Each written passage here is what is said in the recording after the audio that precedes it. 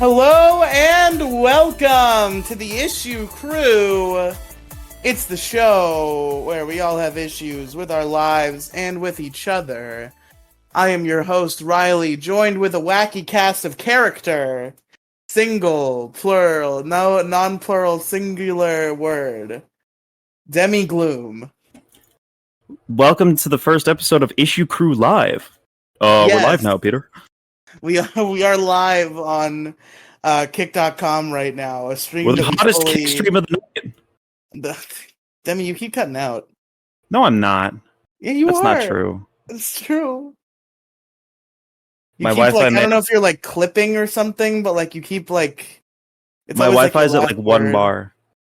Oh yeah, you should probably fix that. What am I gonna do? Figure it out. You're not always at 1 bar, are you? Figure it out. Scientific method. Fuck around, find out. This is okay. Am I okay now? Like, am I for the past couple sentences? Have I been fine? Yes. Okay. Probably had to do with I may or may not have been doing something else on my computer that took up a little bit of bandwidth. So, what was I going to say? The business strategy of Spectrum, though, formerly known as Charter, is to give you good service at a pretty high but reasonable price. You know, you're paying good money for good shit. And then once you're hooked, once you're paying good money for good shit for a little bit, they slowly slow you down. And before you know it, your internet shuts off every night at 9 p.m. because they assume everybody's in fucking bed at 9 p.m. And it's just complete dog shit service. So you got to go bother them. You got to go be like, yo, what the fuck? This is a conspiracy theory. This is not like fact. This isn't slander. I'm not sure if they actually do this. That's just been my perception, my experience with the company over the years. Is that I'm a kid, obviously. Throughout my childhood, my family had multiple problems with Spectrum over the years, and it always was solved with a simple phone call. And it's I don't know. It seemed a little fishy that you pay good money for good shit, and you're like, yeah, this is worth the money. And slowly but surely, it gets slower and shittier over time. But they do like maintenance and shit like at nighttime, and for me that usually happens around like 9:50 p.m. So sometimes the internet just shuts off randomly. This hasn't happened for a while, but it does happen and it sucks. Yeah, unfortunate. Man, I am fucking swamped tonight. I'm not ready for what's gonna be another fucking 3-hour self-indulgent jerk-off session about our time on the internet. Like, I don't know if I'm gonna stay awake through it. You're gonna stay awake through it. You got it. Okay. We got plenty of lore to talk about. Yeah, but this is lore I've talked about a million times. It's boring. Well, have we talked about the entirety of your internet history before? Maybe not all at once, but definitely collectively, for sure. Fuck you, we're talking about the internet. Do we read comments and shit on this? What are we going to talk about? In theory, if we had them, maybe. Doesn't Pepito or someone comment? Occasionally Redox comments, but do we get Crow royalty comments? Occasionally. I don't really think to read comments. I guess I just don't think about it because we have the email and we have the voicemail, and that's kind of always just if you send something to the voicemail or you send something to the email, I'll read it on the show. The comments I just kind of forget about because they just happen. That's fair. Totally. So if you want to reach out to the Issue Crew in a way that we react to on air, you can send a voicemail, or if you're too nervous, if you're too much of a pussy bitch to dial that number and say hello to us with your voice, you can do it with your keyboard at the email, and we'll read that too. Hot podcasts are on the other end of that line, just waiting to pick up. Hot podcasts in your area? Yeah. Oh boy, they're already fucking firing off test fireworks for 4th of July. Oh, I've been getting those all day. It's always so fun. I also don't know what's fucking messing with my mic. Wait, I'm sorry. What is 4th of July? What do you mean by that? No, what is 4th of July? What do you mean? Literally, what is 4th of July? This thing when you say, oh, it's 4th of July, what are you referring to? The holiday, 4th of July. What do people do on 4th of July? They do fireworks and they talk about America and they grill. That's just July. Okay. You get it? Because people do it all the time and they don't wait till the 4th and they don't stop on the 4th. True. No, that is true. The fireworks keep going for like another week and a half after the 4th. Fireworks started like a week ago not a week ago, like 3 days ago for me. It's never enough for me to see them. Like I never see them until the 4th of July, but I always hear them leading up to it. Yeah, it's because people like buy like 3 fireworks and they light them off in their backyard, and like 7,000 other people in your area have the same idea, or they just have like firecrackers and shit, which are really lame. Firecrackers suck, by the way. True. Anyways, death to America. And butter sauce. Don't boil me. Shut up. Alright, I guess we gotta talk about the fucking internet, huh? You go first. Where did I leave off? I think it was meeting you. Yeah, I think you were around that point, yeah. Yeah, so I had been a fan of a bunch of edgy, inappropriate YouTubers and podcasters and whatnot, including, but not limited to, Dick Masterson, Asterios Kokonos, Monkey Jones, Trixie the Golden Witch, who I'm not a fan of anymore. Shut the fuck up. Just make it just don't want anyone to get it confused. Having to bring up these people and having to make it expressly clear that you're not fans of them anymore. Oh, they're problematic. Fuck off. It's pretty much just Trixie at this point. And Dick Masterson? Oh, well, Dick Masterson is just like evil. It's not true. He's a terrible person. Not real. You don't fucking mean apologies. Nobody ever means an apology. Like yeah, who means an apology? He'll like just constantly say those things. He's like, yeah, so then you gotta go to a funeral and pretend that you give a shit that somebody died. And it's like, Jesus Christ, man. Like I get the performative nature of pretty much everything we do, but the way he expresses it makes it pretty clear to me that he just like doesn't care about anyone. And he like talks about like cheating on women all the time, just completely openly. He's just like, yeah, who doesn't cheat? He's like, I cheat all the time. It's super fun. It's great. And then, wow, he gets accused of cheating on his wife. By the time he's married, it's like, oh my god, what are you talking about? What a preposterous thing. I will not confirm nor deny. Well, first of all, I don't think Dick's ever going to get married. He's not married to 80s girl. And second of all... Basically, she's wifed up. Yeah. It's like one of those things where it's like they're never going to do it officially, but like they're basically... Yeah.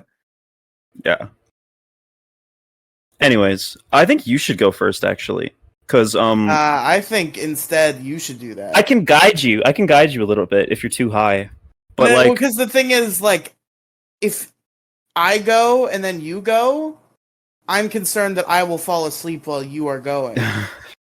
Shut up. If you go and then I go, I can't fall asleep while I'm going. It's the dumbest logic ever. It makes sense, though, because, like, it's easier to stay awake if you're actually talking than it is to just, like, listen. But here's the thing, though. Chronologically, you're, like, a little bit before where I'm at. So if you could just, like, fill in the gap.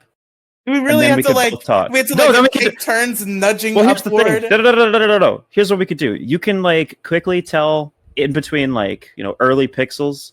Talk about the Dickheads podcast, and then bring us up to like largest issue, and then eventually meeting Demigloom. And then once we're there, we can both just talk together because at that point, our stories are completely intertwined. Yeah, okay, that's fair. So basically, I'm really too. By the way, if you're just watching this episode randomly, you're not going to know what the fuck we're talking about. Yeah, go listen to part 1 and part 2. Yeah. So yeah, I'm glad this is the first episode we chose to stream. Is one that you have to have heard 2 previous ones to understand. That nobody's heard. But no, it'll still be entertaining. But yeah, so we're hearing about like late 2018, early 2019. Maybe this is actually late 2019. It's something. It's certainly the Dickheads something. Podcast started in like 20. Are we gonna hold on? Where okay, exactly I don't have the time. I don't have the timeline right, but I'm going to talk about Pixels, and then I'll talk about the Dickheads podcast and its legacy. All right, please do. So Yeah, so it'll be a little bit of back and forth. So basically, the long story short with Pixels is it was me, Gingy, and Alex for a while, and then where we went wrong is we decided to just like have as many people as possible, and we ended up bringing a bunch more people into the fold, most of which were cool. Like Odin, 100%. Like, don't regret bringing that guy in at all. Love Odin, 100%. Is his real name Odin? No. It was for a long time. I thought his real name was Odin. His child's real name is Riku, so I guess not that far off. But anyway, folks, so Odin is epic. And Val, which is Alex's roommate, she's cool. Gingy was a complete simp for her, even though he will deny it left and right. It was 100% plain as day how bad he wanted her. He was just a big simp all the time when we were around her. It was very amusing. Things have been tenuous with Val. She like holds grudges, and I think I like got into some like weird, accidentally vicious argument with her about some Pokemon related thing on a podcast, and it's like never been the same between us since. But Val is cool. But where we really went wrong is take it out of your pocket, folks, in part 2. Remember how I said that when we were looking for a third guy, we asked DJ, that's not it, DJ Skywalker, and he said no. Remember that, folks? Well, jump to about 100 episodes later when we're already an established show that people listen to and that we do every week. And he just decides, yeah, I'm just gonna come in here. And Gingy's like, yeah, that's cool. That's fine. And did he ask for your permission? No. Since he's the main guy, technically. Yes. Biggest mistake of your life. Yes, biggest mistake of my life, because he asked me who should have been the main guy, and I said him. Does Gingy know that you talk shit about him in Pixels all the time? Yes. He has to know. There's no way he doesn't. How does he know? Because I've done it to his face. Oh, okay. And you and Gingy, you guys cool? Yeah, we're currently cool. Me and Gingy are cool.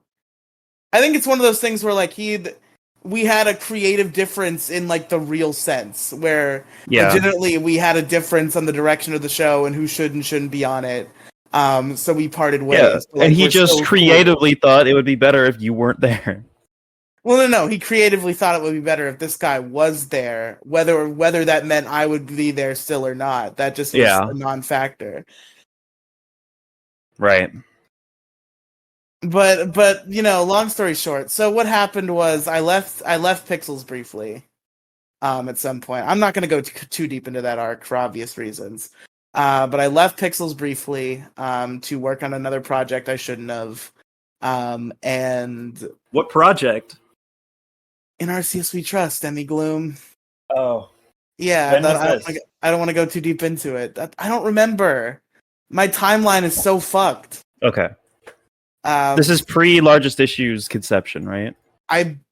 Yes. My initial departure from Pixels is definitely pre-largest issue. Okay. And largest issue started in 2019. Yes. Okay. Okay. So I left Pixels for the first time, and then I came back. That was before all this, before all the new people, I think. And what happened was I kind of became like the absolute lowest on the totem pole after that. Like, yeah, I like fucking slid my way back in, and then just my opinion was not valued at all, and like, bullying me became commonplace among all parties, basically. The worst of which was DJ Skywalker by far. Like at least everybody else would bully me, and then like we'd be friendly, and then there'd be more bullying. There'd be like a pattern there. Whereas DJ, I don't think I had a fucking more than 3 friendly interactions with the man total for the fucking 35 episodes we shared that podcast before I said fuck it and left. Yeah. But yeah, so you were not a part of Pixels by the time I met you. I don't think no, because it was mid-largest issue. We met like end of 2020, right? I believe so. Yes. My true when I left Pixels like for the last time, like to this day, was August of 2021. Oh, so okay. So you ended up going back again. Yeah, I left once and then I came back and then You left and then you came back again. no, there's not a third time. No. I left twice, one of which was permanent. Okay, got you. So I hear your Arby's rapper, you little motherfucker. Yeah, I got it. Got my Arby's. Fuck you. Got the Arby's. You heard me be quiet for a second, and then I come back and say yeah, like so distantly, and then you hear rapper. Yeah. It's very, very clear what happened. I was trying to be slick. I muted myself and everything. Failure at being slick. Hashtag dad fail.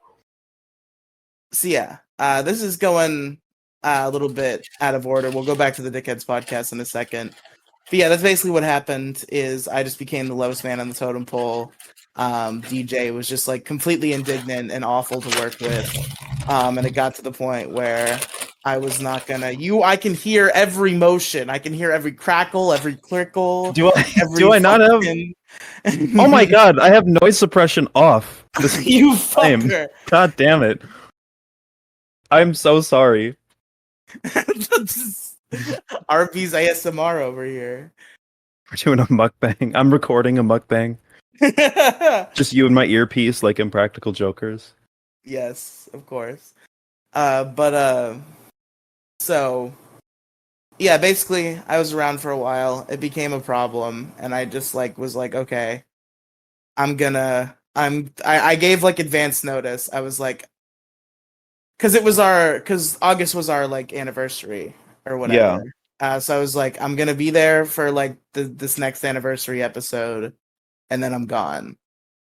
And that's what happens. We did the anniversary episode in August 2 years ago, and I departed. And I've been on the show as a guest a couple times since. There's no ill will there anywhere except for specifically towards DJ Skywalker. And so that's that story. That's the Pixel story. Now crawl this back. We talked about this last episode, but it was like 2018, 2019, late 2018, early 19. You know what I mean. That I discovered like Monkey Jones, and then subsequently Asterios and Dick and all those folks.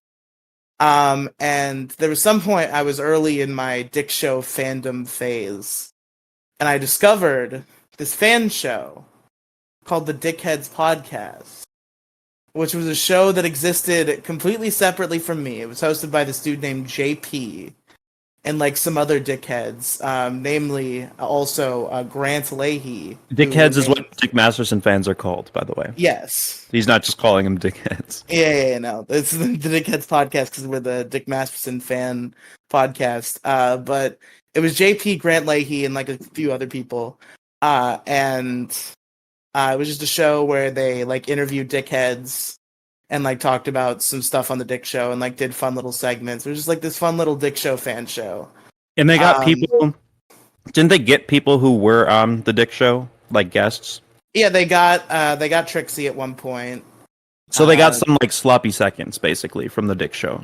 Exactly. As they were feeding off of it. Exactly.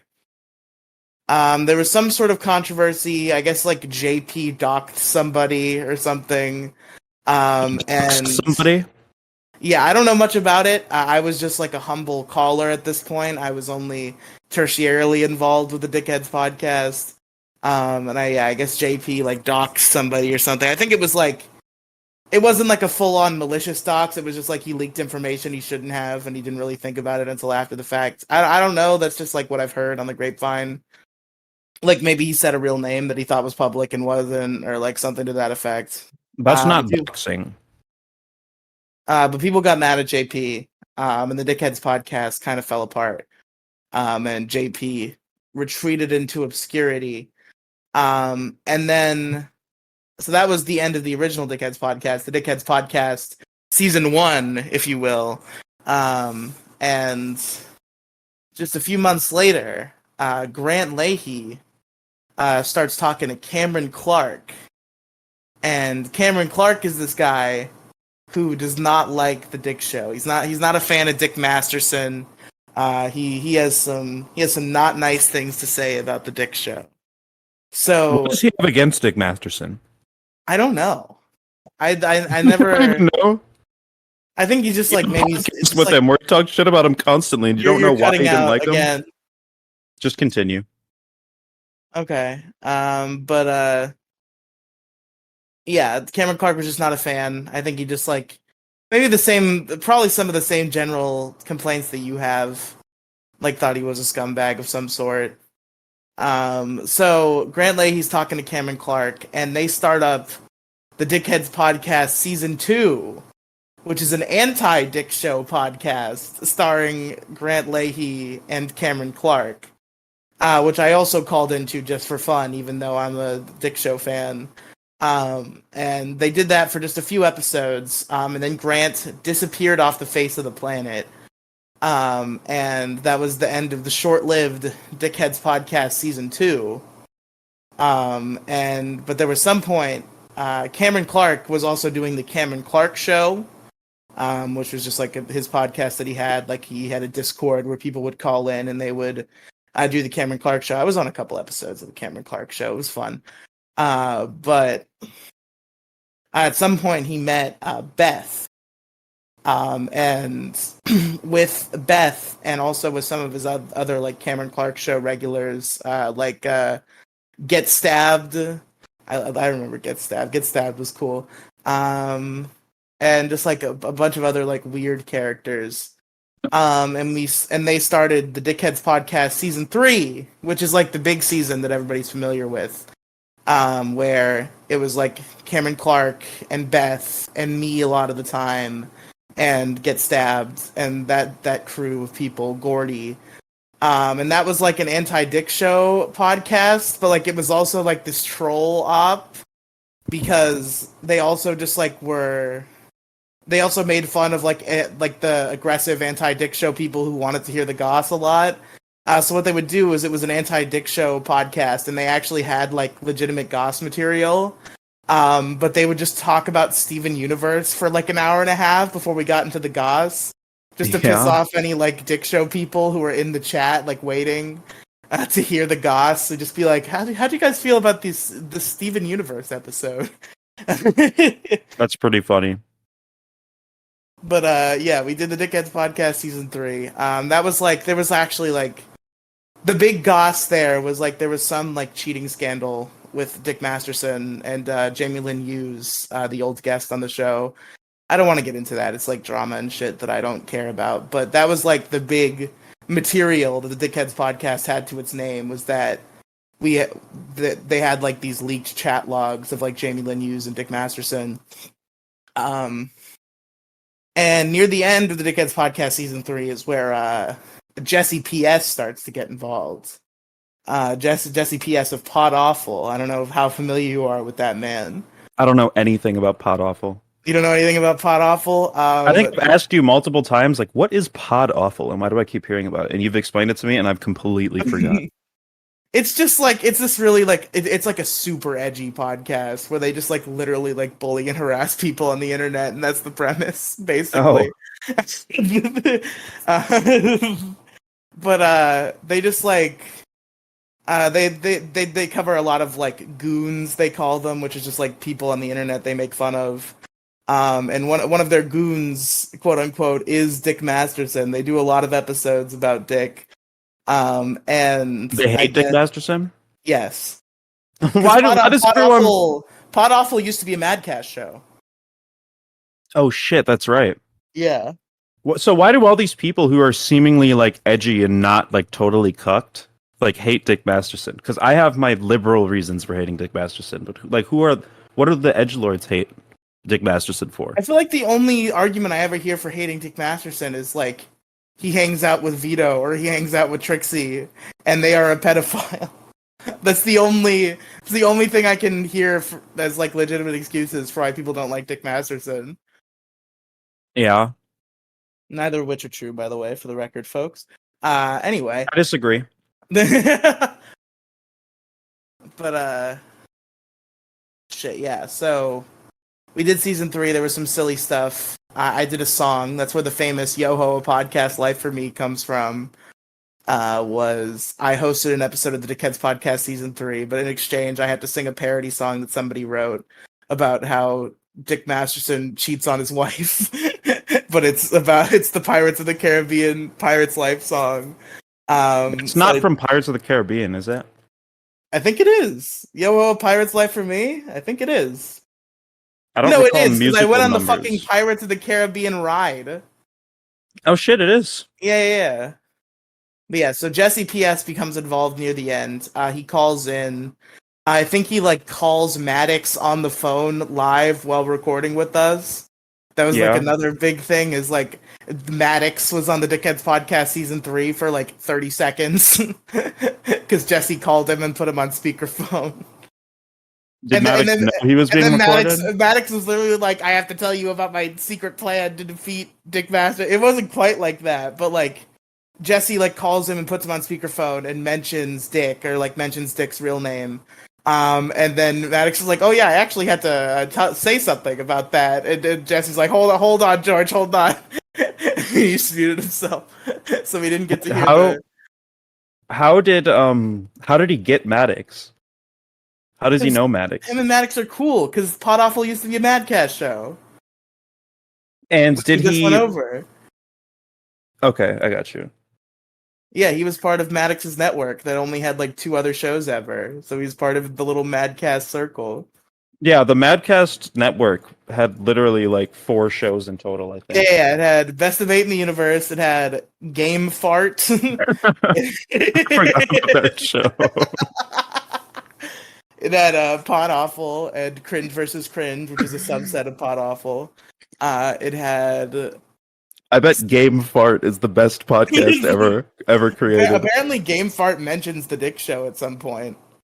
I've seen multiple Madcast listeners say that they found out about the Dick Show through Game Fart. So I wonder how that occurred. But what's the other show? Game Fart has Bros. 2 stars on Apple Podcasts. Well, yeah, it's a Madcast show. Of course it does. It only has 9 ratings. There are only 9 people that have rated this. I bet it's just 9 you 7 of them are fans. dickheads. Yeah. I love that literally Maddox's entire Twitch chat is just dickheads making fun of him, and he just bans them immediately. I got banned from Maddox's Twitch chat. I didn't even do anything. I was nothing but cordial, and I was in multiple Banana Docs and Oxmad streams. I guess suddenly he just figured out who I was, and he knew me from previously, and he blocked me. Me too. I'm blocked by Maddox as well. I think literally just for being remotely sympathetic to Dick Masterson publicly and also following Maddox will instantly get you blocked. It's true. I think how I got blocked by Maddox on Twitter was I unfortunately engaged with one of his Dick Masterson bitch tweetings. He said something about receiving death threats, and I'm like, do you have any actual proof of death threats? Because it sounds like you're just talking out of your ass here. Except much more respectful than that. I'm rounding it up in a sassy way. They're just yeah, do you have any proof of this thing that you're saying? Blocked. Yeah, exactly. Even though beforehand we had positive interactions on Twitter. I was like, I'm gonna be nice to Maddox because I think he's funny, even though he's also an awful person. I was nice to Maddox too. I've DM'd him a couple times, so I'm just gonna be nice to him. But I dared even question him on Dick Masterson, and I was gone. I was murked. I did get a voicemail played on Best Debate though, so I'm forever a part of Maddox history. Haven't you had voicemails played on the Dick Show too? Yeah, I've had a voicemail played on every relevant show. I had a voicemail played on Dick Show. I had several voicemail played on the Loudest podcast. I was listening to the Loudest podcast one day, having been friends with you, not realizing that you actually had a relationship with the Stereos. And I just heard Riely. I just heard you talking. I was like, what the fuck? It's Riely. I'm one of my favorite podcasts ever. It's crazy. Yeah, it's pretty cool. And I got played on New Biggest Problem pretty recently. So I've got the completion run. If only I could go back in time to 2015 and complete the set with the original Biggest Problem. But other than that, I got all the real ones. Who on the PCP had a voicemail played on Biggest Problem? Was it Davu? It was Devu. He did the I almost artificial said scarcity Vadu. of. I'm sorry, she did the artificial scarcity of pretzel buns. Isn't literally everyone on Pretty the PCP much. trans now? Besides like a Ben and Nate, and that's it. I guess Tom isn't trans. Ben, Nate, and Tom and Munchie. So it's not all of them, but it is a lot of them. Trixie went trans. Devu went trans.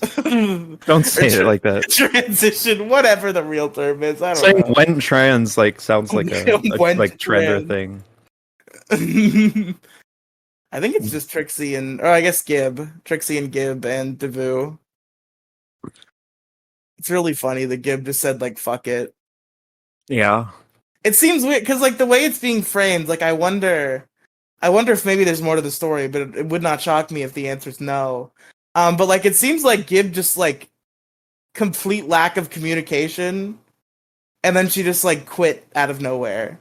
Like, Yeah. I guess she said she had these, like, discomforts for a while, but, like, as far as Ben says, she, like, never voiced them until one day she just, like, left. So like a Jason situation. Yeah, exactly. Well, no, I think Jason voiced his discomforts a lot. Yeah. But yeah, so Dickheads Podcast Season 3, some Maddox in there, some spicy Dick Masterson text in there. There were some eyes on it. There was some hot goss. And then that ends because Cameron Clark like leaves the internet. So we stopped doing that, and nothing comes of it for a while. And then I decide, in my infinite wisdom, that I will be the arbiter of the Dickheads Podcast Season 4. I love the passing of the torch. I think that's a really like unique and cool thing to do for a podcast. Like just have completely different hosts, just carry on the brand name, like a reboot almost. Yeah, it's definitely an interesting line of like I feel like lore. Especially too, like when like a certain group of people like do a podcast for a while and they realize that they're like creatively like done with the show or they've done what they can with the concept, and like there's still other people out there who feel like they could do more with the concept. Like this is just hypothetical, this would never happen, but like if like Insight Zoidberg was like, okay, like I'm gonna host largest issue in the galaxy right now, would you let her do that? Probably not. Why not? I think that would be cool. If she let me on it. Like guest. No, but like for real, she can't have my show and not let me be on it. No. Well, that's only because you, to this like largest issue, you're still questioning whether or not you want that to be an active property, right? I do. I currently have an idea for it, and it's probably pretty stupid, but I might go through with it anyway. The original idea. After we talk about, after we get to the largest issue. But then I'm gonna forget. I'll remind you. Okay. So I decide we're gonna do the Dickheads Podcast Season 4. Jesse PS gets involved because there was a brief point where I was actively involved in the Pod Awful community. And I was like a known quantity in that circle. I was actually falsely given credit for getting Jamie Lynn Hughes on Pod Awful. Jesse did that just to like make me upset because he knew I was a Dick Masterson fan. Sounds like a great like time period to be on the internet for you. Sounds like a lot of fun. Yeah. Because you were like by proxy involved in drama from like a super relevant podcast. It's true. I was pretty deeply involved in some like real shit that like people saw.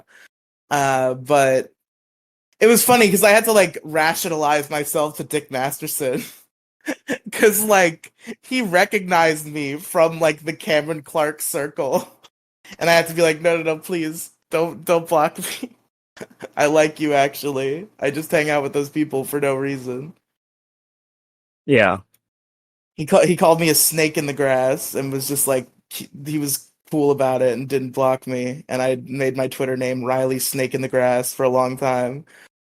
Because the great Dick Masterson even acknowledging your existence is just like such Exactly. a Yes. monumental moment in your life. 100% yes. I think I once said that like calling into the Dick Show is like my one true goal of my career. And Jesus like I don't think Christ. that's entirely true anymore, but I would still love to call into the Dick Show. I'd It would love to still call be- into the Dick Show too, but What for would you say on the Dick Show, Demigloom? I could probably have a respectful conversation with Dick Masterson if I'm being honest with you. I mean, I have technically. Yeah, he was on Largest Issue. We can talk about that later. God damn it, Debbie. Stop making me stick to a strict timeline. This isn't how I work. So that was the Dickheads podcast. Is there more Dickheads podcast Okay, yeah, for? this real quick. I'll speed through it. So Jesse PS gets involved. One of his guys like takes creative control. It ends up being a complete clusterfuck. We invited on Cadigans and Rommel from Thousand Island Supreme, who were common guests on Old Dickheads podcast. And they are edgy people on the internet who say a lot of no words.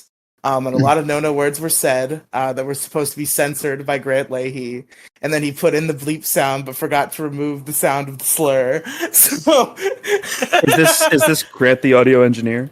yes. Oh shit. The lore So- thickens. So the original Dickheads Podcast Season 4 episode, which there is only one, the original had fully hearable slurs just with censor beeps in the background. The audio has since been swapped for a correctly bleeped version. So the Lost Media is the uncensored version of the Dickheads Podcast Season 4. But it was a clusterfuck. It was awful. Rommel got pissed at me, and I felt bad because I kind of like Rommel, even though he's probably awful, actually. That group seemed like they were probably like unironic 4chan racists, but they were cool guys, you know. They're just fun. But yeah, that happens. That went awfully, and that was the one and only episode of the Dickheads Podcast Season 4. And at that point, I was like, okay, fuck this shit. I made a new server. I cut out fucking Jesse and his goons.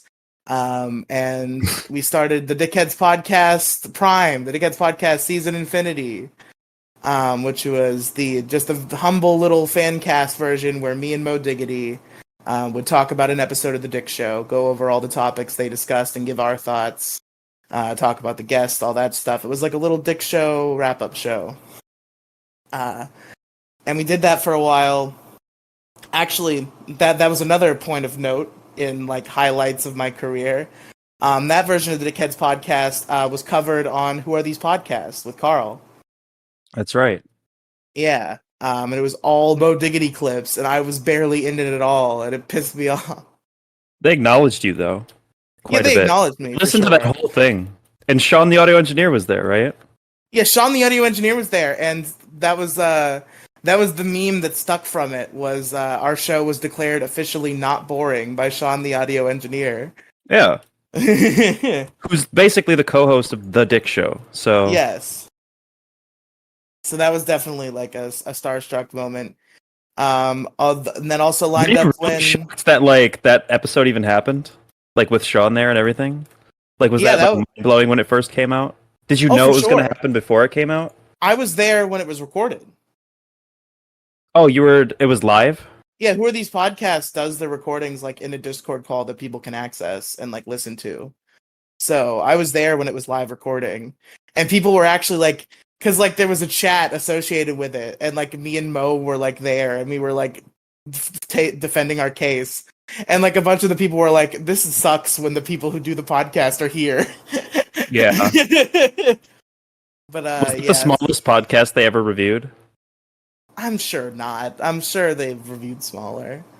Dumber shit. The Dickheads podcast wasn't that small because it had just went viral because of the wrong opinions that I won't go into. The Dickheads podcast that's it basically. And this was Probably your biggest moment of like internet fame, right? Besides the very obviously super viral thing that happened. Oh yeah. Besides that, yeah, probably. Yeah, which we don't even count because it's like so detached from us as humans. Oh Right? yeah, like nobody remembers that that's mine. Yeah, it's mine basically. Yeah, pretty much. Like you kind of just took ownership. Yeah. Anyways, So anyway, this is out of order. Largest issue had definitely long started by this point. So let's crawl back to some point in 2019. I wanted to start a show with my good friend Ultima Josh, and our initial show was called Florida Man Starts Podcast. It was a podcast where we read Florida Man news stories. were they all That real ones or were some of them fake? I'm pretty sure they were all real. Okay. And I made Andrew curate all of them. I did no work. But yeah, we did that for a while. Ultimate Josh is my current friend Andrew, obviously for those who don't know. Host of And the show. host of the show who's not here tonight. He was on Internet Part 1 though. He's part of this trilogy. But so we were doing that for a while and we kind of lost interest in that.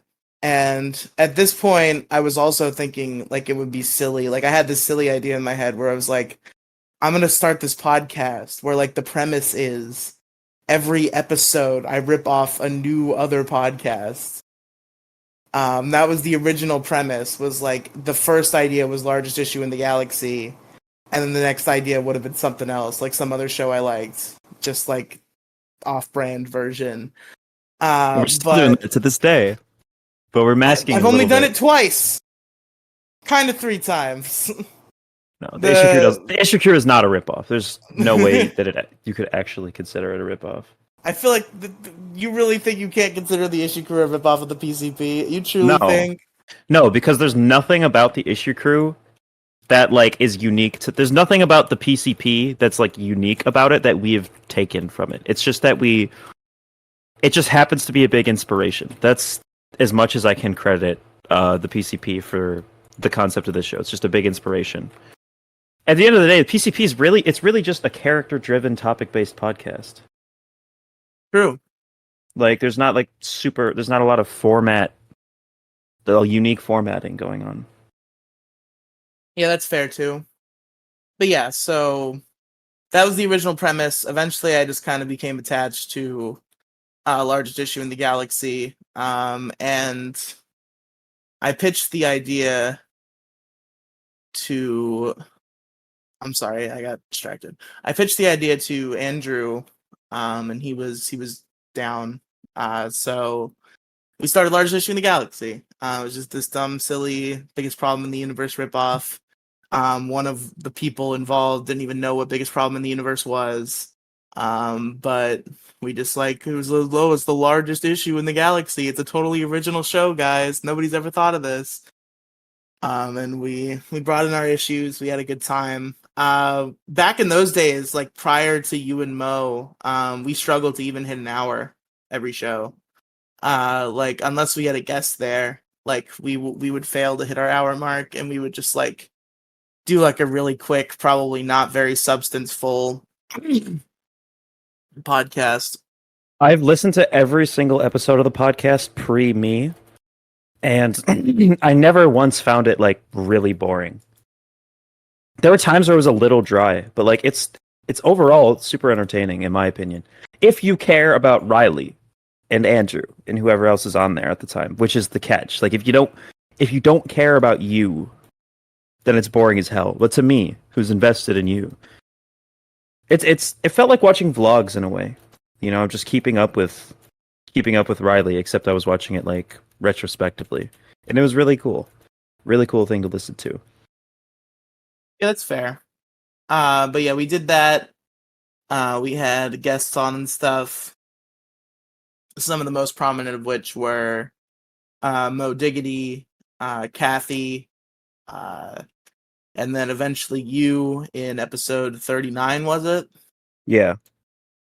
So yeah, eventually we met other people. We had Mo Diggity on and Kathy, and then eventually Demigloom, and that led up to episode 50, where Demigloom became a co-host.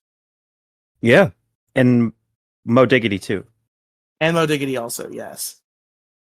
Demigloom and Mo Diggity were introduced as co-hosts, and Jason was introduced as the new in-house audio engineer.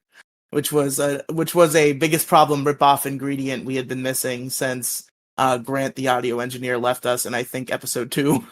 Yeah. So we finally got our new in-house audio engineer, and yeah, Yeah. now our stories are intertwined. Now we're all together. Yeah, it's crazy.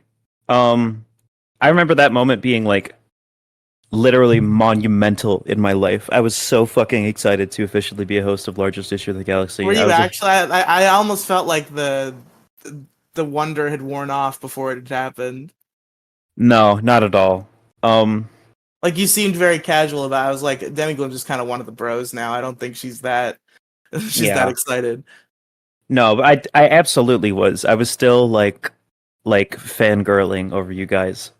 And this is the funny thing because like now I constantly talk shit about Riely and act like I'm way like above him. But the truth is that there was a very long period of time, maybe not super long in the grand scheme of things, but a definitely like defined era where I was a Riely fan, Riely fanatic, listened to a shit ton of Riely content and was just a huge fan and was super excited to be a part of anything he was doing on the internet. And I wasn't friends with him beforehand. Like, I became friends with him as I was becoming a fan. And it was like, genuinely, I have to credit Riely for the current state of my internet career. Largest Issue in the Galaxy was the first podcast I had ever been heard on.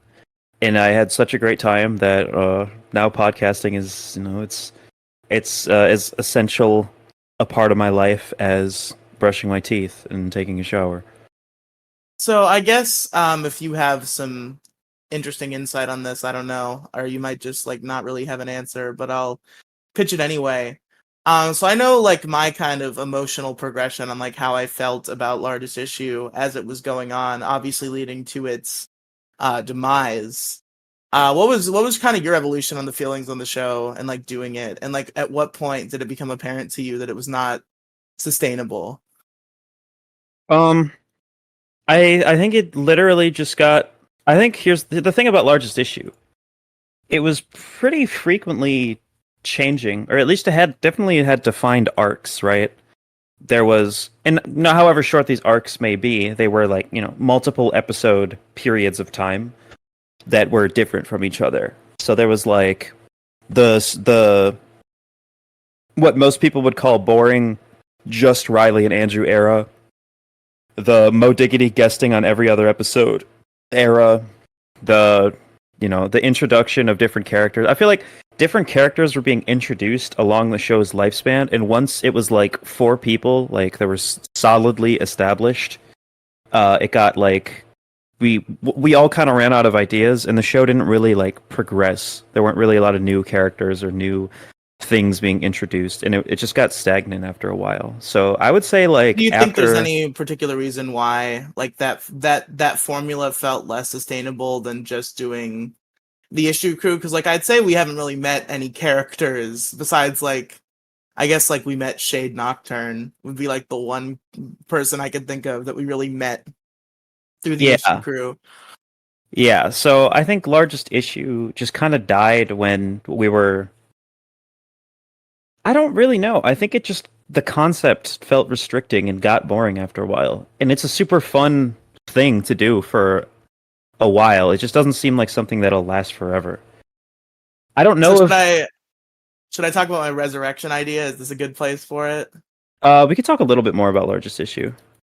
Okay. I feel like I want to like talk about some of like the best moments of the show, but I don't have any in mind particularly. There's obviously the Mo Diggity Kathy debate. Yeah, I think Which that's was one of the big famous ones. very famous Largest Issue in the Galaxy episode. Classic. If you didn't know. And then there's the one that Andrew gets cagey when we talk about, but that one was pretty legendary. What are you If you know, talking you about? know. Do you not remember? QTM it to me? I'm just gonna say it. I don't give a shit. Okay. The controversy where Andrew may or may not have allegedly slapped a child in the ear. Oh, that one. Yeah, that was like early Largest Issue lore. That was like episode 3 or some shit. Yeah, Grant was still there. Yeah. Holy shit, did you hear that? Hear what? Very loud firework outside of my house. Thought maybe it would have shit. gone through my mic. No, that noise cancellation is doing work. Hell yeah. But I'm trying to think of some other good moments. I still think, as mean spirited as it might have been, I still think the fact that I just like brought Andrew's ex on the podcast and talked shit about him was pretty funny. Yeah, it was as inappropriate as that might be in retrospect. It was really funny that you got Andrew's ex-girlfriend on the podcast to just talk shit about him. That was crazy. The time you pretended to be a Trump supporter. Yeah. I laugh at that now. Enough time has passed where I don't really care. I'm also not like, as genuinely unstable as I was back traumatized then. you by pretending to be super into Trump. Yeah, he just like one day decided. And the thing is, Riley has said political shit that has been like equally or worse in terms of how stupid it was. So it was pretty believable to me that Riley just like was talking to some random woman. What was the story? And she just convinced you, like right then and there, that Yeah, it was like some the lady at Republican work. Party was the future of the country. I Did still that think that lady conversation made actually some good happen? points. No, that was real. That happened. What is the good point that she made? I don't remember. It's been. I just Yeah. remember her sounding convincing. Yeah. And also, the girl who I had a crush on joined in and agreed with her. So, like, maybe that had something to do with it. Work crush. Could I never was have one of only those. being half ironic. Yeah. Like, I think I knew that like I'm not gonna turn into some like crazy Trump supporter. But at the same time, I was like, wouldn't it be kind of funny if I just committed to the bit? So Yeah. I tried committing to the bit, and it I resulted in left the you call. leaving. So I was like, well, Well, the thing is, I had like a literal like mental breakdown and begged you to tell me that it was a joke, and you doubled down so hard that I was fully convinced that it was real. I do I was that too also much. That's one of my little troll tendencies. I can't like give it up. Like somebody yeah will like please tell me it's a joke, and I'll be like, I don't know. Like that's just what the troll in me yeah. does. It's just like, no, I don't know. Is it a joke? Is your mother in my basement right now? I don't know. We'll figure it out. Um. Yeah. What other legendary? Were there any legendary moments for that I was on besides that one? That wasn't even a I legendary think moment in my opinion. your killing bugs issue is pretty famous. Oh, that's right. I, for the first time, publicly declared myself a bug rights activist on Largest Issue. It just got completely dunked on by every other host. But it was really, I personally, I think I made some pretty good points. I think I made some pretty good points. And they did a good job making fun of me. I don't think they did a good job arguing against me, but they did a good job making fun of me. So it was a good episode. A sleeper hit episode of Largest Issue is there was an installment of Quick Fix Month where it was just me and Mo Diggity.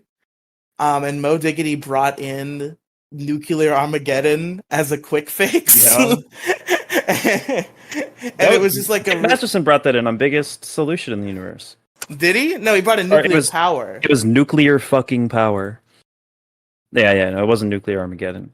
Yeah, but Mo Diggity was like, "Yeah, just drop the nuke. I don't care." And like, it was just this really funny interaction of like me being like genuinely scared that we're gonna get nuked because this was like the height of the Russian-Ukraine thing, and Mo Diggity being like, "Yeah, This was bring it not on, the fuck Russian it." Ukraine thing. What do you mean? Yes, it was. The height of the Russian Ukraine thing happened after Largest Issue. Are you sure? Well, like it's been going on for fucking decades. Like you can trace it back to decades. Like the big, like when it broke. Yeah, that's been. When did that actually start? I think that was Largest Issue time. Because Quick Fix Month was near the end of the run. Is what I was trying to say. Yeah, began in 2014. In February 2022, Russia launched their invasion. So the invasion started in 2022 February. That sounds about right, right? Yeah. So we would have still been doing Largest yeah. Issue. Huh. Sorry, my timeline was a little fucked up. And then I think obviously we'll give lip service to perhaps the whole combination of the entire podcast existence, that being episode 108, in which we got to do an issue session with the man himself, Dick Masterson. Yeah. Did you hate him already by that point? I had like lost a lot of respect for him, but it wasn't to the point where it was to the point where like I like respected him like as a human being, you know?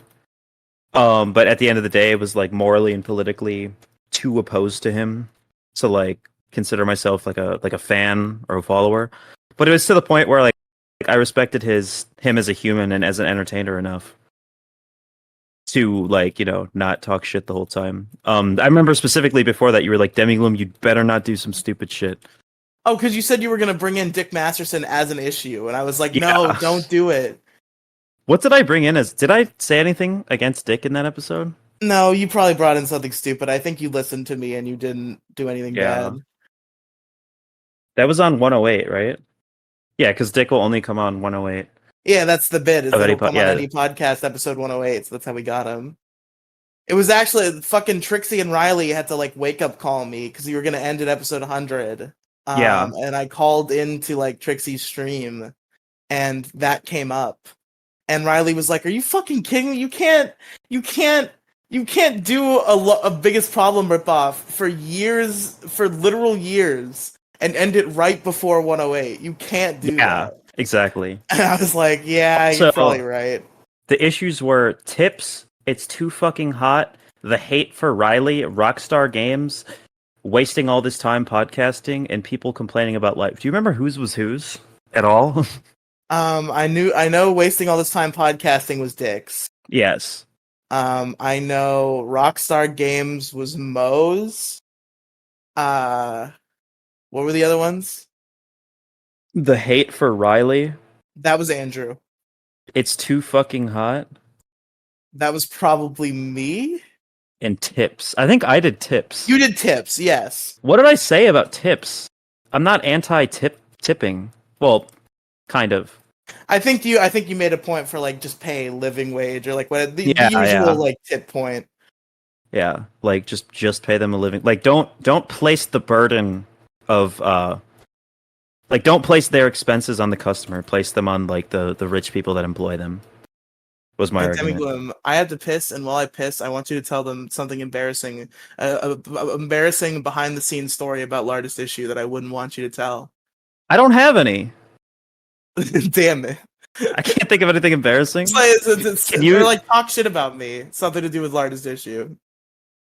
I don't have anything to say. If you can tell me a specific thing, then I'll talk about it. You can go off. I feel like about, you have something in mind. You can go off about my my bot tyrant thing. What? You remember how I used to just like get rid of the bots if anybody did anything? And it was just like a fucking. Oh yeah, sure. All right, go. Hurry up! I don't have a lot of time. Okay. All right, I don't have a lot of material. So for a long time, Riely would essentially, when we would do the intro for Largest Issue in the Galaxy, he insisted that he did the intro every single time, which is okay, whatever. Still to this day, he's a little bit less, firmly gripped. I don't know how the fuck I'm trying to phrase this. He's a little more lenient nowadays, but literally like any time we would fuck around during the intro, or like any time we did anything that he didn't like, he would like get the recording bots out of the call and just be like, nope, we're not doing it. You guys are gonna fucking behave. Like when a teacher, like a substitute teacher, like refuses to continue the lesson and punish everybody for like somebody's shenanigans. And it was really fucking annoying because sometimes it would be like 30 minutes. I mean, at the end of the day, I can look back and be like, yeah, we probably should have just not done anything. But like anytime we were funny while he was trying to start the recording, he would get the bots out of there and like completely restart. I think that was the problem, is we wanted him to just if he did the intro, he was like, hey everybody, and then somebody else said like some stupid shit while he was talking. We wanted him to just like stop and then like just like do it again in the same recording, but he would get the bots out and then reintroduce the bots, and it was just like a really annoying, like hard reset that he did when you could have just cut shit out of the recording. And sometimes we'd be like, I think we'd be like a couple minutes into a recording and some stupid shit would happen. And when I say stupid shit, I don't even know what I'm talking about. I have a poor memory from that era, but it was there were definitely times where Riely was a little overbearing and would insist that we completely restart our recording over things that weren't over time. At times, it wasn't exactly necessary. Are you back? Yes. Jesus Christ! You're in the that middle was of fast. talking. I was trying to let you finish.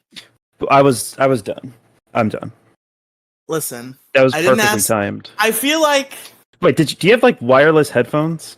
no, I didn't hear what you were saying, but Oh, like I know okay. what you were talking about. In my defense, I think. Okay, so if you run a podcast and you have co-hosts, right? Think about this logically. Remove that we're all, or not we, but like half of my co-hosts are fucking teenage goblins, and the other half is Mo Diggity. And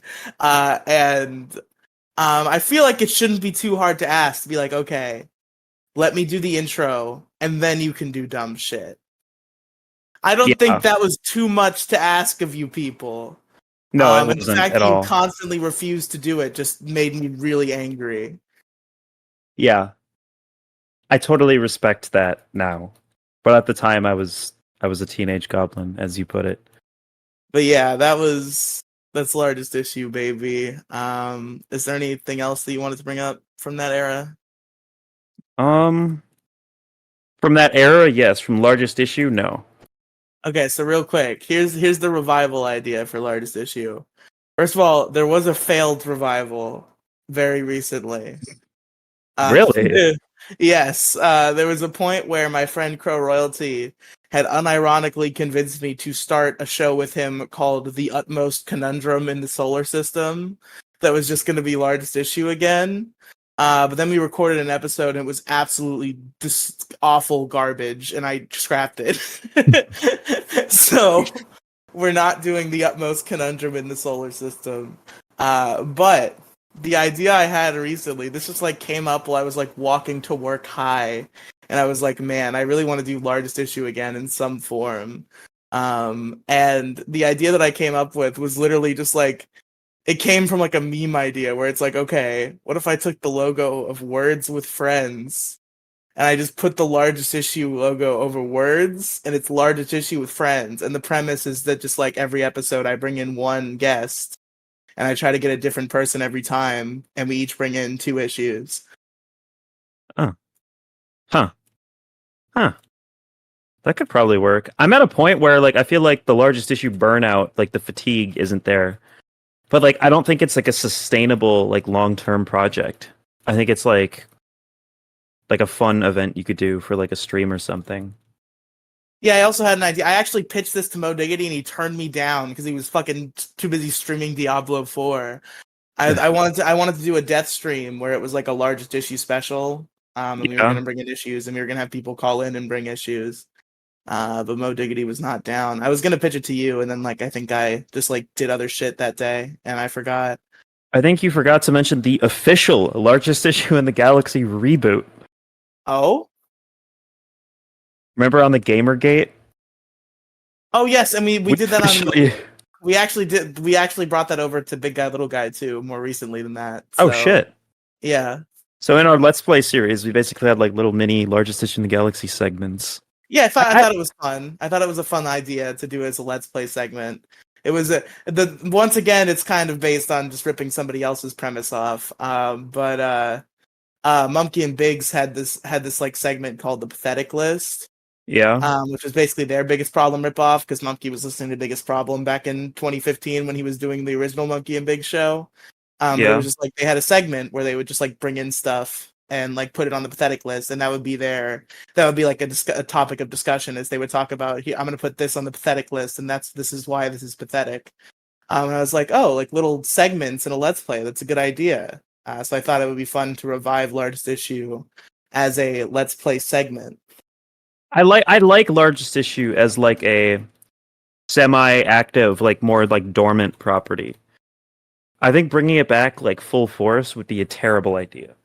I think my idea is good because like I wouldn't try to do it like every week or something. I would just like every once I would try to find a guest and I would just do it whenever I had the chance, and it would just be like, oh, today Would you put it on the mega feed?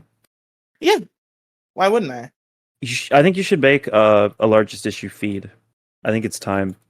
I listen. I re-uploaded 40 episodes, and that sucked enough. I'm not Well, do re-uploading like 109. I think you could do it over time. Or hey, better idea. Also, largest issue has its own feed. Granted, You it only has the first 8 episodes. do you have but access to it? No. Well, all right. Here's my idea. Yeah. The official largest issue in the galaxy rebroadcast on podcast platforms. I feel like if I wanted to do that, I would also want to go like clean up the unedited episodes, which would be its own project. Maybe Like someday if I was gonna bother establishing largest issue its own feed, I would do it under the pretense that I'm gonna clean up the unedited versions, and it's gonna be like a remastered feed. I feel like you should do that like in the future. I feel like it's too soon to like rebroadcast largest issue because it's like not that old. Maybe in like 5 years, you know, when it's like a Riely legacy property and it's no longer. I still feel like a largest issue commentary stream is a good idea. Everybody hates it when I bring it up, but I think it's a good idea. Just like full force bringing the show back. No, like doing like Twitch streams where like we listen to old episodes and like talk about them. Oh, sorry, I misheard you. Yeah, I think that would be fun. I feel like that would be fun. I think last time I brought that up to you, you're like, "No, that's fucking stupid because nobody's gonna be able to recognize your voice." Which yeah, I was just gonna say that is a problem. That's not true though, because my voice was significantly higher pitched back in 2019. So early on, that's not going to be a problem. I just think reacting to yourself is, and at least in audio form, I think it's more like the idea is like part of the content of the broadcast is the largest issue episode. Yeah, It's just like reusing that old thing as content again, and then also just like putting in modern input. Like I would probably pause it when I did most of my talking, and just like talking about like what went with it and like how I feel about like X episode now, listening back to it. Yeah, I think that would be cool. If you were going to do that, you should do it like alongside a rebroadcast. I think. Well, now, when you say rebroadcast, what do you mean by that? You take the old episodes and you basically just re-upload them on their own feed, and you could like you said, like clean up some of the unedited shit. Yeah. Yeah, but when I say rebroadcast, I really mean like every week, like you re-upload another old episode. So it's like every week, ooh, new largest issue, but not really new largest issue, you know? Yeah, that's fair. Like if they were to rebroadcast a TV show, like in order, like they're gonna like play episode 1 this weekend or episode 2 that week. You know what I mean? Yeah, I get you. That'd be interesting. That'd be an interesting project. Maybe do a little censorship as well. Nah. This whole me being friends with you, my entire friendship with you is on the backbone of me hoping that one day you will censor some of the shit that I said in largest issue. What do you want me to censor? I'm not gonna say it. Oh yeah, that's fair. There were some less than favorable. There were some things that I said on largest issue that I do not agree with anymore.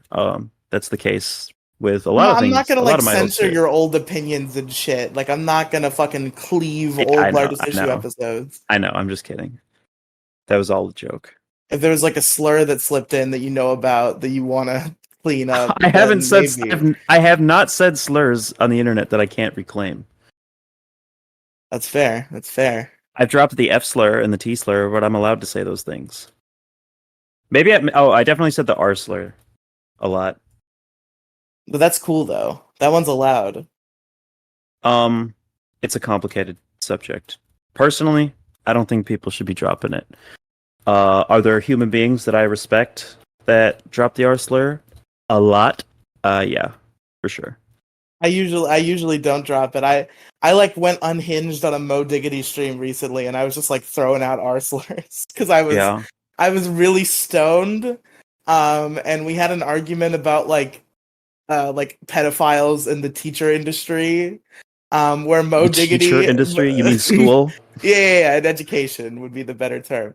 But Mo Diggity seems like he's legitimately convinced that like 90% of teachers are pedophiles. Jesus Christ. So I argued with him about that, and I definitely, and also like Kathy came on and she was saying something stupid that I don't remember. And yeah, it was mostly Kathy that I called the arsenal, which I think if anybody's deserving of it. But anyway, so yeah, largest issue. That's a thing. So I imagine you'll probably want to talk about that other show that we did around that time next. Yeah. Unless there's some stuff before that you got to go over. Are we going to talk about my very first podcast? Oh, the Trigger Warning podcast. Wow. No. Oh. Brony Initiation was my first podcast. Oh, well then yeah, that's what I meant. The way you phrased it, you made it sound like it I wasn't wasn't going to be what talking about, yeah. Yeah. My very first podcast was called the Brony Initiation Podcast. Now, if you don't know this, when I started the podcast, I identified as a male. I didn't really identify as male, but I wasn't exactly socially transitioning. My social gender transition didn't begin, and I was still being, presenting as a man, a he, and therefore I was a big fan of My Little Pony, and that made me a brony.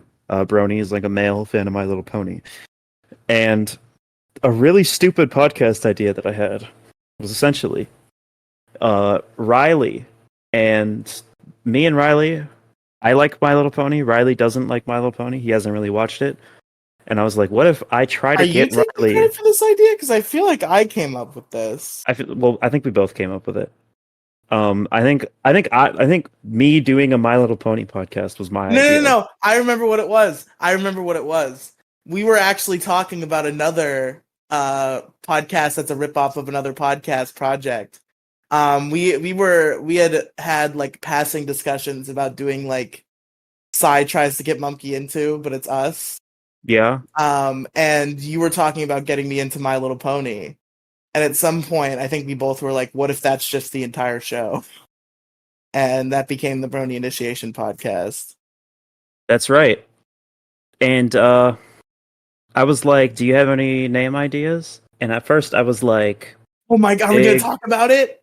Oh, of course we could talk about it. I don't care. Yes. Why would I care? Why would I care now? Back then you were like, you can't even say that name idea. I don't even know why. That's so stupid. It's so dumb that I cared about like I think it's reasonable of me to not want to call my show that. Not reasonable of me to censor the fact, especially back then, dude. I was way more unhinged. I was super edgy, and for some reason, I wouldn't let that slide. But first name. Hold on, no, shut up. First name I suggested was Big Pony, Little Pony, like big guy, little guy. That's not true. There's no way you suggested that. That's real. I just looked in the chat. I just searched Brony and oldest in the chat log and went to the conversation. So, I guess originally it was Demi gets Riely into My Little Pony, right? Like, as a ripoff show.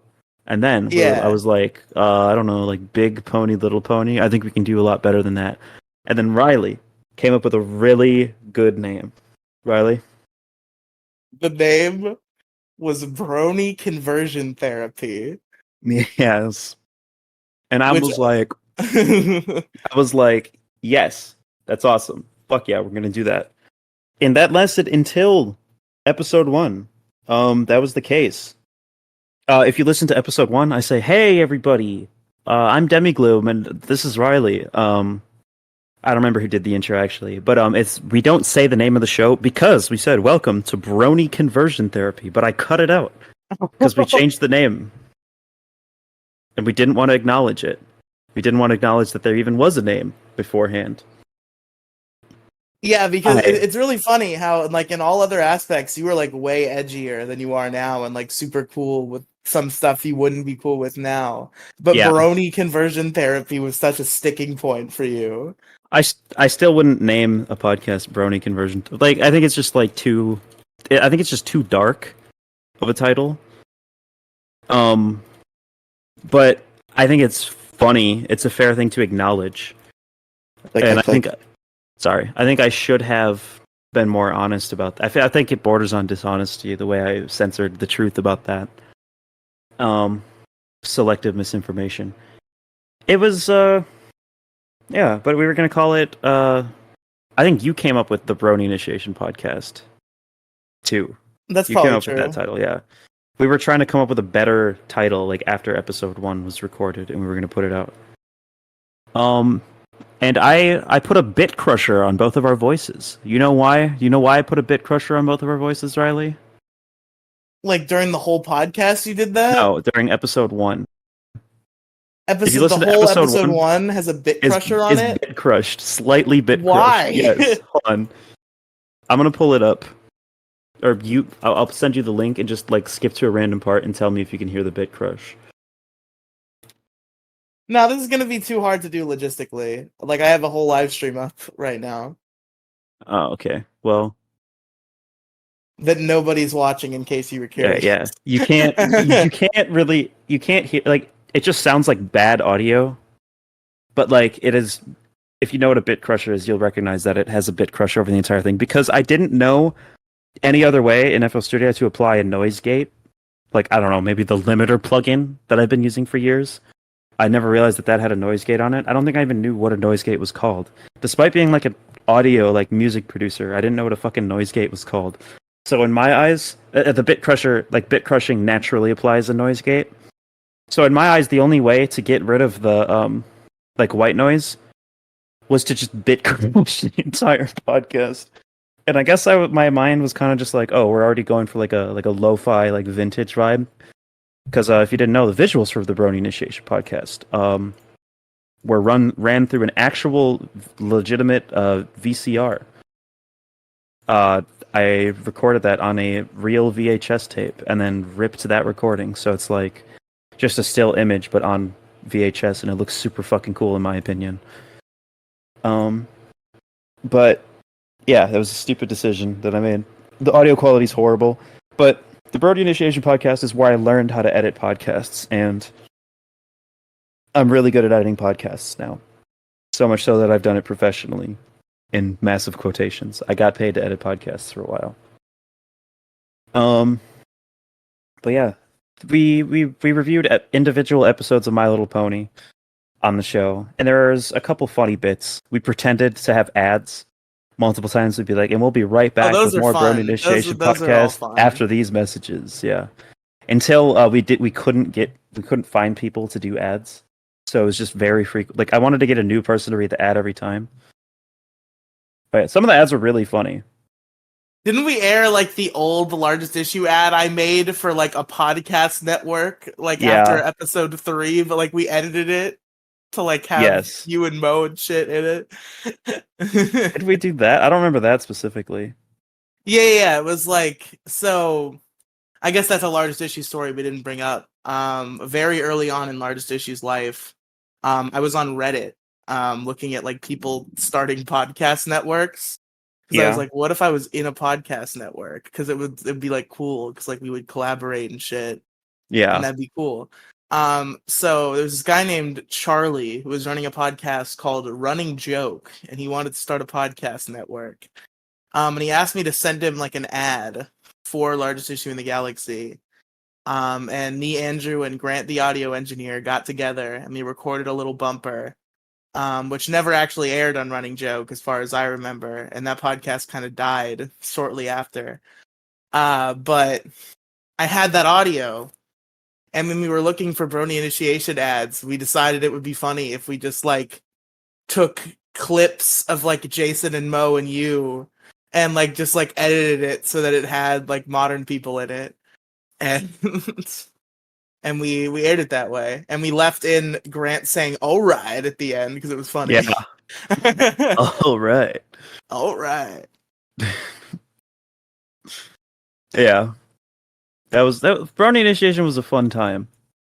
It was a very fun podcast. Where's it? Oh yeah, there's the really terrible, disgusting story about Brony Initiation. I could tell. Should I tell that? Did you like shit yourself during brony initiation or I something? shit my pants during protein. It's funny because like some people when they shit their pants, it ruins their entire career. Like they can never recover from it. I talk about it openly and nobody cares for some reason. I literally like had explosive diarrhea, like liquid diarrhea in my pants during a brony initiation recording. This is what should I just tell the whole story? Fuck it. Sure. I had what is called a urinary tract infection.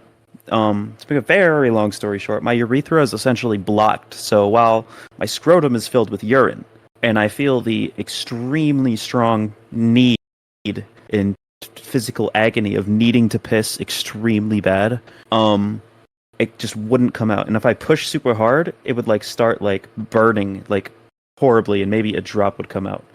I'm sure everyone's experienced this at some point in their life, at least people with penises. This exact thing that I'm describing, and it sucks. It's really fucking. You've gotten these, right, Riley? No. Never. No. You've never like felt the extremely like strong urge, like need to piss, and you like squeeze and nothing comes out. No. This has never happened. Okay, well I used to get these all the time. Don't know When I why. gotta piss, I piss. It just doesn't. It just doesn't come out. It gets blocked. So it's basically like people who have that fetish where they have to like pinch their dick. Like they put like a thing like they put on a device that pinches their penis, and like they literally are physically incapable of urinating. Like it's like that, but not on purpose, and you don't like it at all. But essentially, one thing. Don't ask me how this is true. And in fact, I've recently learned that it isn't true, or it might not be true. But it's just it just is a known fact that if you drink cranberry juice, it'll make it go away. And I needed this thing to go away badly because I had a podcast recording. I drank an entire gallon of straight cranberry juice. Like 2 half-gallon jugs. Roughly a gallon. Probably, yeah, like roughly a gallon. I don't remember exactly how much it was, but there were like 2 jugs that like were about a half a gallon. And nothing came out. I never pissed. Now my body is just completely filled with liquid. And while you were doing that, no exit. I did what I think was our funniest ad. Our funniest fake This ad. is before the recording session started. Wait, really? Yeah, the drinking was. Oh yeah. And I just succumbed. I was like, okay, well, I have to record a podcast, so I'm going to sit here with this unbearable pain. I don't know if you can hear it in my voice or anything, but like the entire like first half of the recording, like pre-ad to the recording, was it was horrible. I was just sitting there in constant agony. My leg was bouncing like crazy. And I was just like really, really, really needed to piss. And I was just trying to talk about My Little Pony. And eventually, since the liquid was not going to come out of its usual exit, I basically like, and I didn't even like there was like I did nothing to initiate this. It just like basically forced its way out of my ass. Like I didn't push or anything. Jesus Christ. Basically, just like liquid diarrhea, just like in my fucking shorts. And I just feel this like disgusting. And I get up, I grab my shorts and like hold them so like nothing can come out of the bottom of it. And I like go to the bathroom. It's just completely like flooded with liquid diarrhea mid podcast recording. Oh my god! It was the most disgusting thing that I've not even close to the most disgusting thing I've had to see, but one of the most disgusting like things that has happened to my body. It was so fucking disgusting. And basically I was just like, oh, I'll be back in a second. Like, yeah. In the call. And like for 15 minutes I was gone. And you were we had 2 live listeners. 2 people were in the Discord call muted, just listening to the live recording of the podcast. And we said they could come on for an ad. So I think you guys just did an ad read. Or no, I think I literally was like, we'll be back after these messages, like with diarrhea flooding in my pants. Yeah, the thing was, it's just like once you left, Lucian and Termite just unmuted themselves, and like we were just hanging out while you were gone. And then at some point, Lucian brought up Subway tuna subs, which I also quite enjoy. and we just turned it into a meme where we just started like doing this really over the top ad read for Subway Tuner subs, and that was the ad, that was the bit. Yeah. And I actually took the 15-minute or like it wasn't that long, but it was a while. It was like 7 or 8 minutes, I think. The conversation you had before the ad read, and I just placed it at the end, like after the theme song, and like everything fades out. Okay, so there's like there's a cold end where it's just like me and closing. Lucian and Termite. Yeah, okay. Just like talking, just chilling, and just like, God, I wonder where Demigloom is. I hope she's okay. It was really funny listening to that, and of course, I listened to the whole thing afterward, so I know what happened when I was gone. But yeah, it took me a minute to clean up and make sure that nothing got on my chair. None of it got on my chair. Thank fucking God. I still think, and I say this, never mind. This is second place now because of Felonious Ferris. I was about to be like, I say this knowing that Squeebo is listening out there. But I still think Lucian might be the funniest person I've met through you. I feel like a lot of the people I meet more than Felonious Ferris? Funny. Not more than Felonious Ferris. I had forgotten about Felonious Ferris. They're probably funnier. But I think second place easily, and was first place until I met Ferris. You had like one conversation with Lucian, and she was funny. She was really funny. It was just the tuna sub conversation. That was it. Yeah, all your other friends made like shitty first impressions. Hers was good. Yeah, the Squeebo's been funny as fuck. Squeebo was funny as hell during the debate and stuff. Like, don't get me wrong. Squeebo's like funny sometimes. I like them, but they're also cringe a lot of the time. I think they can be. They're a lovable kind of cringe. I don't have a problem with it. I guess you do. I think it's probably easier for me to deal with since I'm close friends with them. It gets infuriating at points, but like I'm at the point where most of the time I enjoy Squeebo's presence. It's just sometimes they get a little much. That's fair. That's definitely fair. I'm trying to think I haven't really introduced you to other friends. You've introduced me to way more people. Weirdos in your Discord server, I think. Is the only other. Like Termite. Fuck Termite. I like the kid, but he's kind of weird. They are kind of weird. My bad. Termite sexually harassed me, kind of. So I'm pretty public about that now. I don't really care. I don't have any respect for the person to spare. They basically guilt tripped me into pretending to be romantically interested in them when I never was, ever remotely. Basically, we're like, I'm gonna kill myself if you don't e-date me. That was really yucky. I can attribute it to I can attribute it mostly to mental illness, and don't get me wrong, I still feel bad for them, but at the end of the day, it's pretty despicable behavior that they intentionally engaged in for a while and had the audacity to be like, why Demigloom blocked me? Yeah, I think I mostly just feel bad for the kid. I hope they get the help they need. Yeah, me too. Where I would stand. They're not going to though. That's the thing with some people like that. They don't actually want to get better. They want to keep on leaning on these crutches they have, like internet friends. They don't want to go to therapy. They just want to, I guess, guilt trip people into e-dating them. So I don't know. But yeah, the thing is, I don't want you to think random people who are in my Discord calls is reflective of my actual friends. Most of the people that were in my Discord, when I asked you about this, you mentioned I'm trying to think of other people. Yeah, like him. Those people. No offense to them, but they mean Jenny and Seismic, who I liked, but not a lot. None of those people are. I'm not even a little bit close to any of those people at all. They're just people that I happened to run into randomly at some point. Did we ever find Jenny, by the way? Yeah, she's doing fine.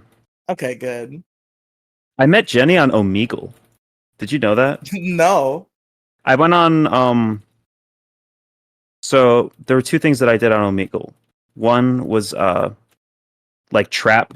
For some reason, people thought I was a cis woman when I went on Omegle, on the camera, and they were they would speak me and they're like, "Oh, damn, you're hot. I want you to suck my dick," because everyone on Omegle is a fucking pedophile or a pervert. Yeah, I was 15, 16, or 16 at the time when I was doing this. Well, to be fair, I believe you had to say you were 18 to get in there.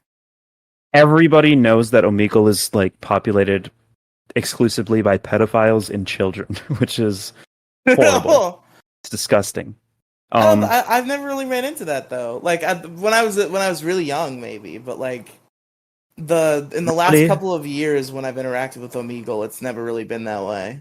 Riley, yeah, you are a man. You're a fat guy. And I'm not saying this to put you down, but they are not looking for fat guys with facial hair. They are looking for little girls. So pedophiles, when they see you, they just skip immediately. Well, yeah, I guess that's fair. I didn't really think about it that way. Like, none of these guys looking for little girls were flirting with me. Yeah, what the fuck? No, but like I would be like, people would be like, "Damn, you hot as fuck, man. Show me your ass or whatever. Show me your titties." And I would just be like, "Yo, what's up, bro?" And then some of them would laugh extremely hard. Some of them would freak the fuck out. Some of them would like contemplate suicide because they thought that made them gay. Really fun shit. I did this in Discord calls for a long time. I don't know. I might do it again. I just feel really uncomfortable going on a website that's like, just I don't feel comfortable just like going in like pedo paradise. It just feels like really yucky. But like, there's fun shit that happens on there. But also, I can't go on Omegle anymore because I'll just be forever disappointed that I can't find George Bush Girl. Do you want to talk about George Bush Girl really quickly? There's not much to talk about. I just remember there was a hot girl in a George Bush shirt, and you skipped her too quickly, and I was distraught. No, she skipped us. Did she? I thought you skipped her. I think so. I'm pretty sure she skipped us. This girl had a George Bush t-shirt, and she was really pretty. Bro, I was down bad for this George Bush girl. It was like a time capsule. She looked like a, not like an emo girl, but like, like heavy eyeliner, like kind of rebellious girl from like 2011, 2010. But she had like a George Bush shirt on. It was like a weird juxtaposition, but she was really pretty. But she also looked like she was like 30 and smoked cigarettes. It's just that weird, like, it's that weird vibe of like a woman who's like a little bit older, but like still like has like this youthful rebellion about her. That's like really, really, really cute to a lot I wonder of people, if I remember myself. it wrong, because like I could swear you skipped her. That's possible. I don't remember exactly. Like I remember you clicking skip and me being like, "No, what the fuck? Why?" Yeah.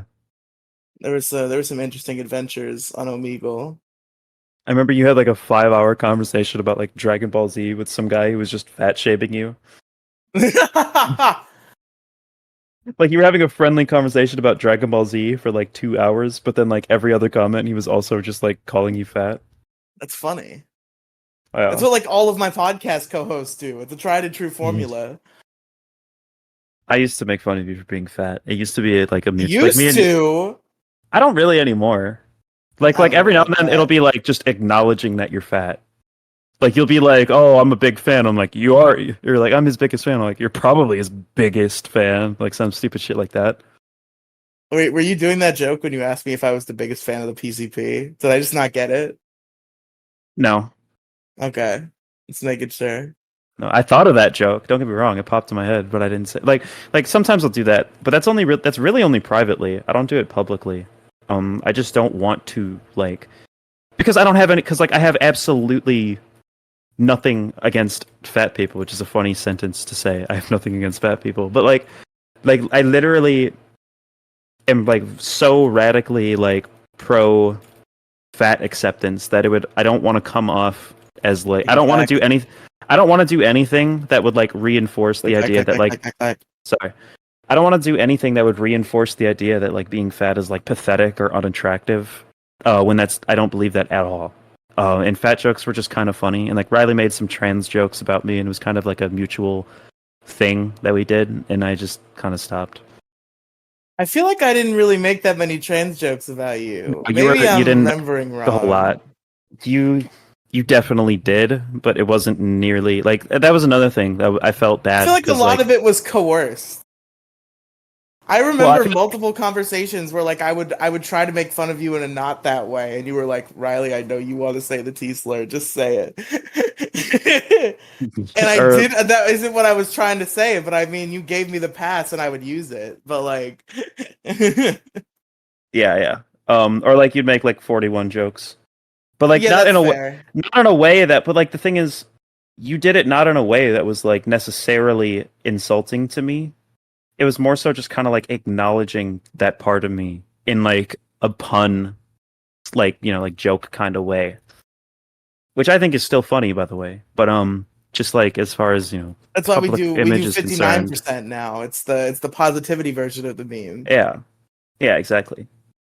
Which is why we're gonna do Oops All Trans on episode 59 of the Issue Crew. Yes, but yeah, were we talking about Brony initiation? What were we just talking about right now? I think the last content thing we were talking about was Brony initiation. Oh yeah, and then we talked about my internet friends, and then Yeah. those like that's not what I'm trying to say is the people who ended up in like my Discord VC was not really reflective of who I am friends with or was friends with at the time. Those were like people that I barely knew. Whatever video game you're playing, give up. Okay. I'll play Tetris on my phone. Why are they clicking if you're playing Tetris on your phone? No, I said I'll play it. I succumbed and decided you will play Tetris. Okay, I will play Tetris on my phone. Yeah. Yeah, that was the Brony Initiation podcast. I don't know if there's anything else relevant to talk about on there. Yeah, we just watched some silly My Little Pony. I liked the new movie far better than I liked any of the episodes of Friendship is Magic we watched, which I think is a controversial opinion. It's a controversial opinion among like My Little Pony fans, but I think like if you were to talk to like a film critic who like from an outside perspective watched both of them, they would probably agree with you. That's fair. But yeah, I enjoyed the Brony Initiation podcast. I think you enjoyed the show just for the sake of talking about it on the podcast, but you didn't actually think it was like good. Yeah, it was definitely a chore to get through. I feel like a lot of people like will, because I became like I hung out in Brony circles for a while. Yeah. Even though like I didn't like the show, like I became part of the fandom, and I feel like that is like a unique experience on the internet that people do have sometimes, where they'll become a fan of a thing kind of ironically. Yeah. But like it will circle back to being real enjoyment just because you kind of like enjoy hanging around the people who like it, so that you kind of grow to like it. And I think that was my relationship with My Little Pony. Yeah. Now that I don't pay to be in Brawny Buck's Patreon Discord server anymore, I think. Did he kick you out? Well, yeah, because he kicks anybody who like lapses on their Patreon. Yeah. So I unpledged and I got kicked, but I enjoyed it. I would do it again. Yeah, that was right. You were on a Brawny Buck live stream. I was on a couple. Yeah, I think we found Brawny Buck. We initially like we're gonna like fuck with Brawny Buck. I think, or just like try to like. No. The whole thing was just like. I think like maybe I was like, let's fuck with him. Yeah, but mostly it was like. We wanted to fuck with DJ. I wanted to fuck with DJ just by being there. Yeah. Like I just wanted to like piss DJ off by like showing up in this circle that he was in that I was never a part of and just suddenly like being there. So I was like, I'm going to give $2 to Brawny Buck on Patreon so I can join his Discord so I can just be around in the Brony debates. And it would be really, yes, for those of you who don't know, DJ Skywalker, the guy that Riley doesn't like from Pixels, the guy who ruined Pixels single-handedly, who we were talking about for a while. He was I randomly did you randomly notice or did I randomly notice? I think I randomly noticed. I don't remember who brought up that he was on Brony debates. But I think I had to have brought it up because I was a fan of Brony debates for a while. I think I brought up his name and you were like, I know that name from the Brony community. Yeah. That was it. Like one of the first times Riley was talking shit about DJ like through Pixels, I was like, wait a minute, DJ Skywalker? I was like, I listened to this podcast called Brony Debates, and fucking like a relatively well-known podcast in the My Little Pony community. It just so happens to be like completely disconnected from the Brony community. Like I have this connection to this person from Riley, and I'm like, what the fuck? And we were just like, we just joined Brony Buck's Patreon Discord server, and we thought it would be really funny because DJ Skywalker that would completely subvert his expectations if Riely just showed up in the Brawny Buck community, right? At the time, I don't know if DJ knew that we were doing the Burning Initiation podcast. We did ask him to guest at one point, and due to our scheduling failures, it never worked out. But yeah, that happened. But I think you grew to actually like Brawny Buck, just as a dude, right? Yeah, Bronny seems pretty cool. Hey, he's a cool dude, and you did like a. According to Ben Sane, he's transphobic, so I don't know. Yeah, you told me that. I don't. That was really wild. I was not expecting that. I have a hard time believing that. Ben said like personally. he left the Brony community, or like his like last offense in the Brony community was like he was like in the Skype chat talking shit because Brawny Buck was being transphobic. Uh-huh. And everybody was like, "Don't start fights. Be nice, friendship." And Ben was like, "Fuck off." Yeah. So he didn't strike me as that kind of guy. Like I guess like maybe he was religious. Was he? I think so. Yeah, I don't know a lot about him. I'm not a huge fan. I've listened It's to probably possible that he's transphobic, but I don't think he's like outwardly. I feel like there's a difference between like transphobic because you're Christian and you don't believe that people can do it, but you're not gonna like vote against it or like hate on people, and like actively transphobic where you're just like calling people slurs and voting against them and saying that they're not valid and just being very public about how much you hate them and think they're all pedophiles. I think there are two very distinct categories of transphobia, one of which is at least a little bit more understandable than the other. And I think Brawny probably falls into the more reasonable level of that spectrum. Well, I think they're both extremely horrible and dangerous. Well, for and sure, they're both but I think like, but there's a difference. There's obviously a difference between raw, unambiguous hatred and misinformedness. Like, but the thing is, they like both have very beliefs. similar outcomes, and there's like it's like a slippery slope because you say like they wouldn't vote against them. Like maybe they wouldn't vote for a bill that like exterminates them, but like they will definitely vote for a bill that doesn't like acknowledge trans people as the gender they identify with, like legally. Do right? you truly think somebody, if you met somebody like 100%, like don't give me like this person doesn't exist, like 100% hypothetical scenario? Yeah, sure. Somebody, I'm sure this person does exist, by the way. Somebody who is, they do not believe that trans people are valid. They think that trans women and trans men are fake. Okay. However, they have no real interest in that. They do not actively voice hate speech. They use proper pronouns for people who really care. And they just kind of like grill about it. Like, do you think that person's truly a scumbag or truly like a bad person? First of all, these people definitely exist. You just described like the American population. Wow. Do you remember that veto poll? And I'm not going to start talking shit about veto. It's unrelated to veto. But do you remember that veto poll that he posted that was like, what do you think of trans people? Like, trans women are women, or like trans women are.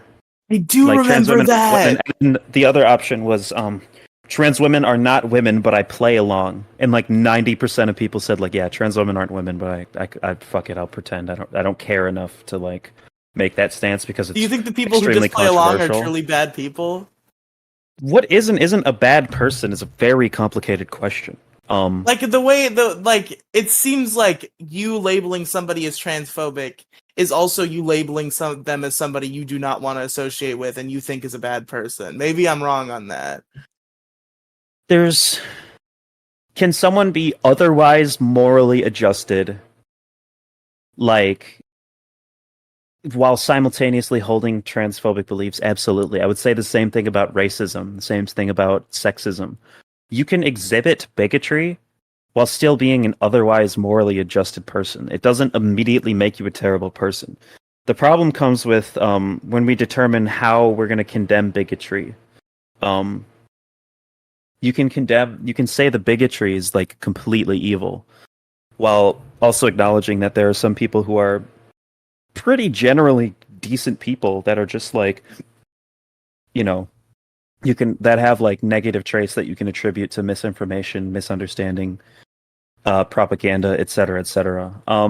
So like whether or not someone who's like completely a good person besides the fact that they're like transphobic, right? They're still respectful to individual trans people. Of course, I don't think that makes them like an entirely bad person. I think that's a really disgusting. It's a reflection of a horrifying and disgusting reality that is a plague that has infected our society. Not as much like a statement about that person. But at the same time, I completely respect. I'll stick to trans stuff because that's more my prerogative to speak on. As far as racism goes, there's it's not really my place to draw boundaries on how minorities should feel about bigotry towards them. But me as a trans person, I completely understand why other trans people like would absolutely want nothing to do with that person, right? Like somebody's like, "Oh, so you think that I'm completely invalid? You think I'm a fucking joke? Why would I want to interact with you? Like, I don't care if you're a good person otherwise." However, me personally, I am willing to reach across the aisle. I am willing to extend my hand to people that feel that way, and I'm willing to have a friendly conversation with them, be friends with them. That's how I feel about Kathy. Kathy is trans, though. That doesn't change anything, in my opinion. Kathy is explicitly transphobic. Kathy holds worse ideological principles than the ones you described. I'd rather Kathy say like believe that trans women aren't women and trans men aren't men, than believe what she does believe. Because she is explicitly hateful towards non-binary people, trans people that do not experience what she considers gender dysphoria, like that they don't reach her standard of gender dysphoria or don't experience gender dysphoria at all.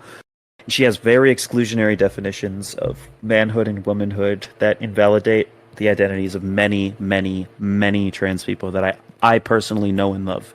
Those trans people that I personally know and love who are being invalidated, including myself, by the way, she holds principles that invalidate me, whether she realizes it or not. I completely respect people's desire to not have anything to do with those people. I respect their desire to say fuck you and give them the world's largest middle finger, because you don't have to tolerate that.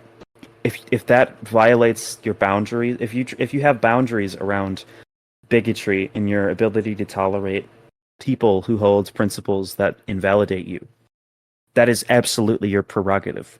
However, I personally am capable of reaching across the aisle, am capable of seeing the good in people who exhibit bigotry. And really I'm gonna say it. I enjoy talking to there are people who I enjoy talking to. I enjoy being friends with, enjoy having philosophical conversations, enjoy playing video games with, that have extremely problematic opinions. Enjoy I would say that Legend of Zelda Let's Plays with. Yeah, I think Jason Jelliu, former Ishikuru member, current fucking what Zelda Let's Player. Let's Player with me, Let's Player. I don't know. Me and him record a Zelda Let's Play every Sunday. We have really fun conversations. I think he holds absolutely despicable political opinions. The difference between me and somebody, and me and other people, is that I'm willing to say that to somebody's face. I believe you hold despicable opinions. And still, that doesn't change the fact that I enjoy playing Zelda with them. And I kind of do it. This isn't the only reason why I do it, but another big part of it is I think that having someone in your life, if you have terrible opinions, like not just being completely isolated, it's good for you. I have held despicable opinions. Riely knows this. I'm not going to say what they were. I just don't feel like going back and like talking about it right now. But I have talked about it publicly before. But I have held really problematic opinions in my life. I've had terrible opinions. I've had opinions that I would there are people who I have ended friendships with over opinions that I used to hold. And a big part of the reason why I have grown and am able to, move past that in that part of my life is because people were friends with me in spite of the fact that I had really bad opinions and said really bad shit. if people weren't friends with me in spite of that, I would have never been shown the light. And while I don't think necessarily Kathy or Jeliu are going to change, I think that completely isolating them from any other ideas, or you know, the entire rest of the world, just completely isolating them, ignoring them, never being willing to have a conversation with them, only assures that they will hold those principles forever. And that is something that I don't want to do. I respect if people individually do not want to associate with people who, again, exhibit bigotry.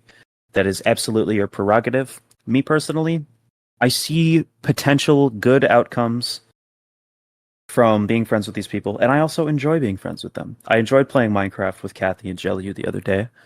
I enjoy chilling with these people, even though I think they hold despicable opinions. I'm kind of talking in circles, but Yeah, that's fair. I don't think. Yeah, and this is one thing that this is the one time me and Riely have disagreed on something, and I've moved to his position. Is the guilty by association thing?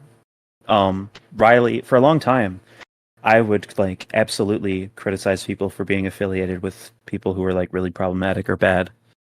But now I've seen the light. I've realized that there are positive outcomes in being friendly and having positive affiliations with people that are, by some definitions or measures, bad. And I don't think that people deserve to be. So what you're saying is, when I go looking for Chef Bojack to become his Discord friend, it'll be okay. I would be offended because I know that you only want to do that. That the only thing you know about Chef Bojack is that he constantly tells me to kill myself for being trans. I also know that he's Heartsy's close friend. I like Heartsy. You're just digging into your brain for shit that you know about him. You know that's what you know about him. I would be kind of offended if you were friends with Chef Bojack. If you had a legitimate reason, I'd be very disappointed. If I start hanging out with Heartsy, and then Chef Bojack just comes naturally from there. Yeah, I can't really say anything about that because I'm literally friends with Kathy, who to my non-binary best friends, one of my non-binary best friends' face said they didn't believe that non-binary people were valid and that they were just a trans woman who wanted to feel special. And I'm still friends with that person. So it would be hypocritical of me to say you can't be friends with the guy that tells me to join the 41% all the time. So yeah, I'm not the friend police. That's fair. I'm not gonna avoid, again, like if the scenario actually does come up that like I hang out with Heartsy and Chef Bojack becomes involved, I'm not gonna avoid it, but I'm not actually gonna actively pursue Chef Bojack. I'm not actually gonna do that. Well, I guess the thing with Chef Bojack particularly is, and this isn't really like, it's just that like I don't see, there are some people, okay, there are some people who hold like problematic opinions, and like you said, you draw, there's a difference between someone who just exhibits raw hatred and then somebody who's like misinformed and actually believes the betterment of humanity lies on what they're like, what they think is, they actually think that the betterment of humanity is achieved by means of something that we can determine is bad. I am someone who has a bad opinion because they're misinformed versus somebody who is just like, I think all transgender people should die. Self-inflicted gunshot wound. I guess I should have clarified the difference. Those people, like people who affiliate with those, I'm gonna be real with you. I will criticize people for affiliating with those people, depending on the nature of the affiliation. I'm still sympathetic to it, though. I still won't like hate anybody just because they're friends with like a horrible person. It comes to like whether or not when it comes to that behavior, it comes to whether or not like you're enabling it, and like uncritically platforming it. And just like, basically like helping them by proxy. I think a big part of that, the having a mature relationship with somebody who holds disgusting opinions is making it very clear that you don't agree with them and that you find those opinions disgusting. Like, I think there's a way to handle having a relationship with someone who holds disgusting opinions and a way not to handle it. And it's much harder to handle it when they're just saying like all trans people should commit suicide. And I just personally would have a hard time justifying that relationship, unless, of course, you had like, I don't know, like if you joined like Heartsy's Minecraft server and just found that like, I don't know, talking about fucking making fast food tier lists with Chef Bojack was just a really fun thing to do on a Sunday afternoon, then like I wouldn't really hold that against you. If you were on like the All Trans People Should Kill Themselves podcast starring Chef Bojack and Riely, I'd have a different outlook. But like, you know what I mean, right? I wouldn't put my name on that. I might be a caller. I wouldn't. It wouldn't be the Chef Bojack and Riely podcast. If you went on there and were just like didn't even like talk about trans people, you were just like, okay, yeah, I'm not going to talk about that. Like, we'll do a fast food tier list on the Trans People Should Kill Themselves podcast. Not even like make any effort to distance myself from the views expressed in this show. Then like, yeah, that's like, you could be friends with somebody like that, but there's also like a lot of things that friends Hey everybody, that welcome you to typically podcast do. 41. Yeah, exactly. I think you know what I think you understand my point. No, I don't I think get that's you. All right, we got to get through Listen, all right, Demigloom, here's the thing. I'm getting to the end of my energy tank, and the internet part 4 is not happening. So we gotta do this. When did we start recording? Like 2 hours ago. It's been only about 2 hours. That's not too bad. I thought we were like 3 hours in for some reason. Yeah, no, not quite. Where are we? So we're at Brony Initiation. Brony, yeah, that was a cool podcast. Is it time to talk about the second most viral piece of Demigloom history?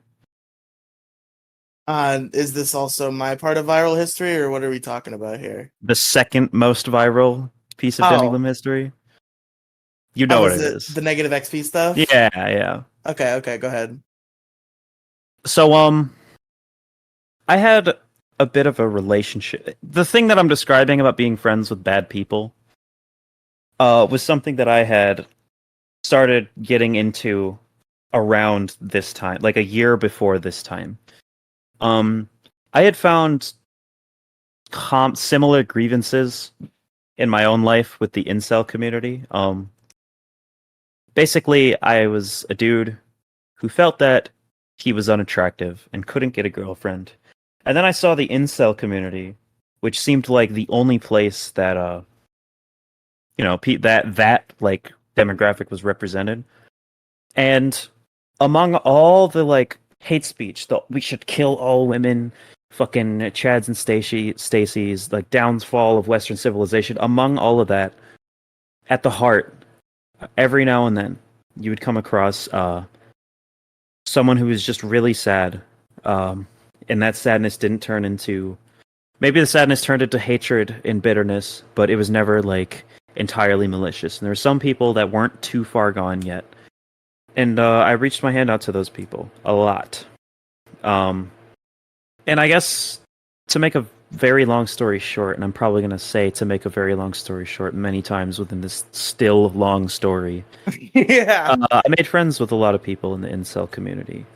And most of the people, the only people that I was close friends with from the incel community, they all left by now. At this point, they are no longer in that community.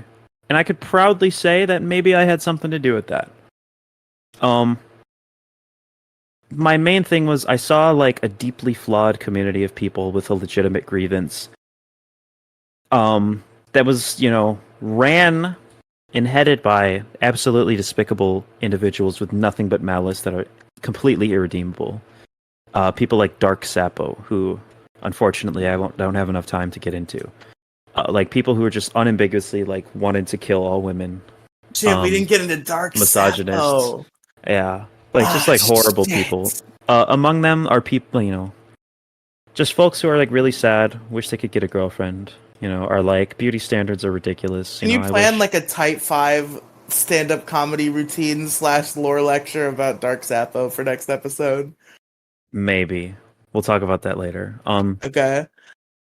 Among all the hate speech and rage, there are people who were just like legitimately sad people who just wished, there are people who that sadness didn't fully evolve into like malice. There are people who are just like, man, fucking, I just wish girls would like me. I just wish, maybe he's overweight, maybe he has acne, maybe he's short. You know, maybe these guys they seek refuge in this horrible community, myself included. You know, myself feeling lonely, rejected. I took a look at this community, and there was so much disgusting shit that you see on the surface. But when you got at the heart of the community, like I said, there's all these other people, and I made a lot of decent friends. That's where I met Termite. That's where I met trying to think of other Demigloom characters. Melody XO. That's where I met Melody XO, very famous Demigloom character. It's where I met a lot of my older internet friends, and there were great people, and some of which are great people. There were great people in the community, and I essentially found myself in that community, pretty much in the community, as a warrior against a warrior against the community itself. Are you being a cagey cuck about certain details of this? No, tell me what details I'm not talking about. I just want to make sure you're kind of framing this as if like you kind of second-handedly became involved in the incel community. No, I was whereas absolutely as I remember in the thick of it. You were definitely making like big incel rant posts on Reddit, like you were in it for real. No, I'm saying I was in the thick of the community, but Uh-oh. Mother Gloom has stepped in. Fucking sorry about that. Jesus Christ. If you look, you can look at the contents of my rants. None of them were like misogynistic or anything. It was all just. I'm not claiming that. I'm just saying like you were definitely like you were an incel. You were just like I became involved with incels. Like you were an incel. I had self-identified, but I disagree with that self-identification. I'd call myself them. I was gonna mention this after I detailed like the details of my relation. If I detailed my relationship with the community itself better, I was a reluctant member of the community essentially, against all the misogyny, against all of the bitterness and hatred, and more so just wanting to see people, just more so wanting to men to be more comfortable talking about their grievances with beauty standards and such, and have a safe place to have like interesting conversations. I was raised radically feminist. Like I never fell for any of that crazy shit. But there was a time where I did self-identify. I was like, yeah, sure, whatever. I'm an incel. I'm in the incel community. But I no longer say that like I was an incel, and I don't consider myself a former incel because I think that to be I'm an incel, and there's a price to be paid. It's fucking easy to stand when you've never been laid. Shut the hell up. I don't call myself a former incel, and I don't consider my past self to be an incel, because to be an incel you have to be bitter and hateful. You have to resent. You have to essentially you place the blame on women to be an incel. I didn't place the blame on women. I placed the blame on capitalism and fucking beauty standards and leftist cuck shit that I still believe in to this day. Like my opinions have always been absolutely identical to that of like, you know, the leftist feminist perspective. I think I still partially identify as an incel. Like the thing, I feel like hating women is not necessarily a requirement. Like I'm not a full-on incel. You have to be bitter against women. You have to resent women for rejecting you. Essentially, are you sure? I feel like that's not inherent. Sometimes people will use the word incel to describe just a guy who doesn't get laid, but that is absolutely not the implication behind the word. To say I am an incel is to say that I am bitter and I resent women for women collectively. I feel like that's not entirely true, but that's not. No, it absolutely. Dude, I was in the thick of this community for so fucking long. I know what it is. Incel, a member of an online community of young men who consider themselves unable to attract women sexually, typically associated with views that are hostile towards women and men who are sexually active. Say it's typically. Typically. To normies though, like to normies, an incel hates women. It just holds a lot of implications that don't apply to me, and I don't consider myself a former incel. I consider myself formerly a guy, like by any practical definition. At the time, I was a guy who had trouble finding a significant other, mainly because of fucking confidence issues. If I'm gonna be real with you, looking back, I very, very, very much, with a haircut and a shower, could have gotten laid back then. But I saw myself as a guy who really wanted to have a girlfriend, who really wanted that romantic validation, who wasn't getting it, and who saw other people with similar grievances and decided to hang out with them. And then also, through hanging out with those people, came across violent misogynists and horrible people, and argued and debated with those people. If you look at my time, my little vacation, my little expedition in this community, if you look at all my time, anything there, I am very hostile towards all those fucking people, all that shit. But yeah, to make a very, I said it again. To make a long story short, some of these guys played acoustic guitar or played guitar and sang. This genre of music was spawned called incelcore. Ahead of this genre was a neo-Nazi named Negative XP, who made a song called "Scott Pilgrim vs. the World Ruined an Entire Generation of Women." I was stupid. This is the one thing I was guilty of these days. The one actual moral offense was my stupidity. And assuming that people like this were being funny or being silly, I knew that there were people in this music community that were absolutely repugnant. Were just using it as a platform for hate speech. But I really thought that Negative XP, like I heard that through the grapevine that he had a girlfriend. Like I thought he was literally like being satirical in like with like 90% of his music. In my eyes, he was a right-winged guy who thought in the incel community was like a bunch of pathetic losers and made a bunch of songs that were essentially making fun of them, right? And I thought he was kind of maybe not satirical, but just like super exaggerated and insincere with a lot of his like far right beliefs. But to make a long story short, that was not the case. He was a neo-Nazi. He is a neo-Nazi. I truly believe that Negative XP thinks that like Hitler did nothing wrong. He's fucking insane. He's a genocidal. Jesus. Genocidal in the head, and this is not an exaggeration at all. Look at his music, look at his views, look at the imagery he uses, look at how comfortable he is just being blatantly hateful and the disregard he has for human life. He's a Nazi. He's a neo-Nazi. And he makes music. I was a reluctant on and off fan of his for a while. Liked some of his music. I think he's a musically talented guy. I think he makes pretty good songs. And he has some songs about just that encapsulate the feeling of male loneliness that I had experienced in a way that was, it was genuinely heartfelt art that I grew attached to.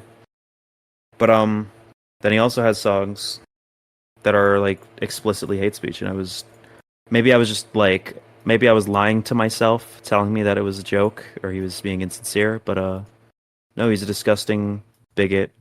And one day I called in at a certain point. It was very clear to me that he was a bad person, a shitty guy. And I called into his Twitter space one time. He let anybody join his Twitter space, and he said something that I interpreted as him like, or no, he said he thought Jezebel Gebergely, another artist. He was like, yeah, I thought they were a trans. I thought they were a trans at the time, and I didn't care. And I said, did Negative XP just say trans rights? That was the meme at the time. Was just like someone saying something remotely trans sympathetic was interpreted as literally saying trans rights, like as a joke. So I was like, did Negative XP just say trans rights? And long story short, that spiraled into an argument where he said, transgenderism and homosexuality is an absolute abomination. It's disgusting. I left.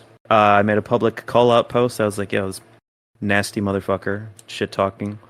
And spiraled into a Twitter beef where I was like violently outnumbered by a bunch of people who constantly told me to, and I was out as trans at this time. Everyone told me to join the 41%, kill myself, I'm disgusting.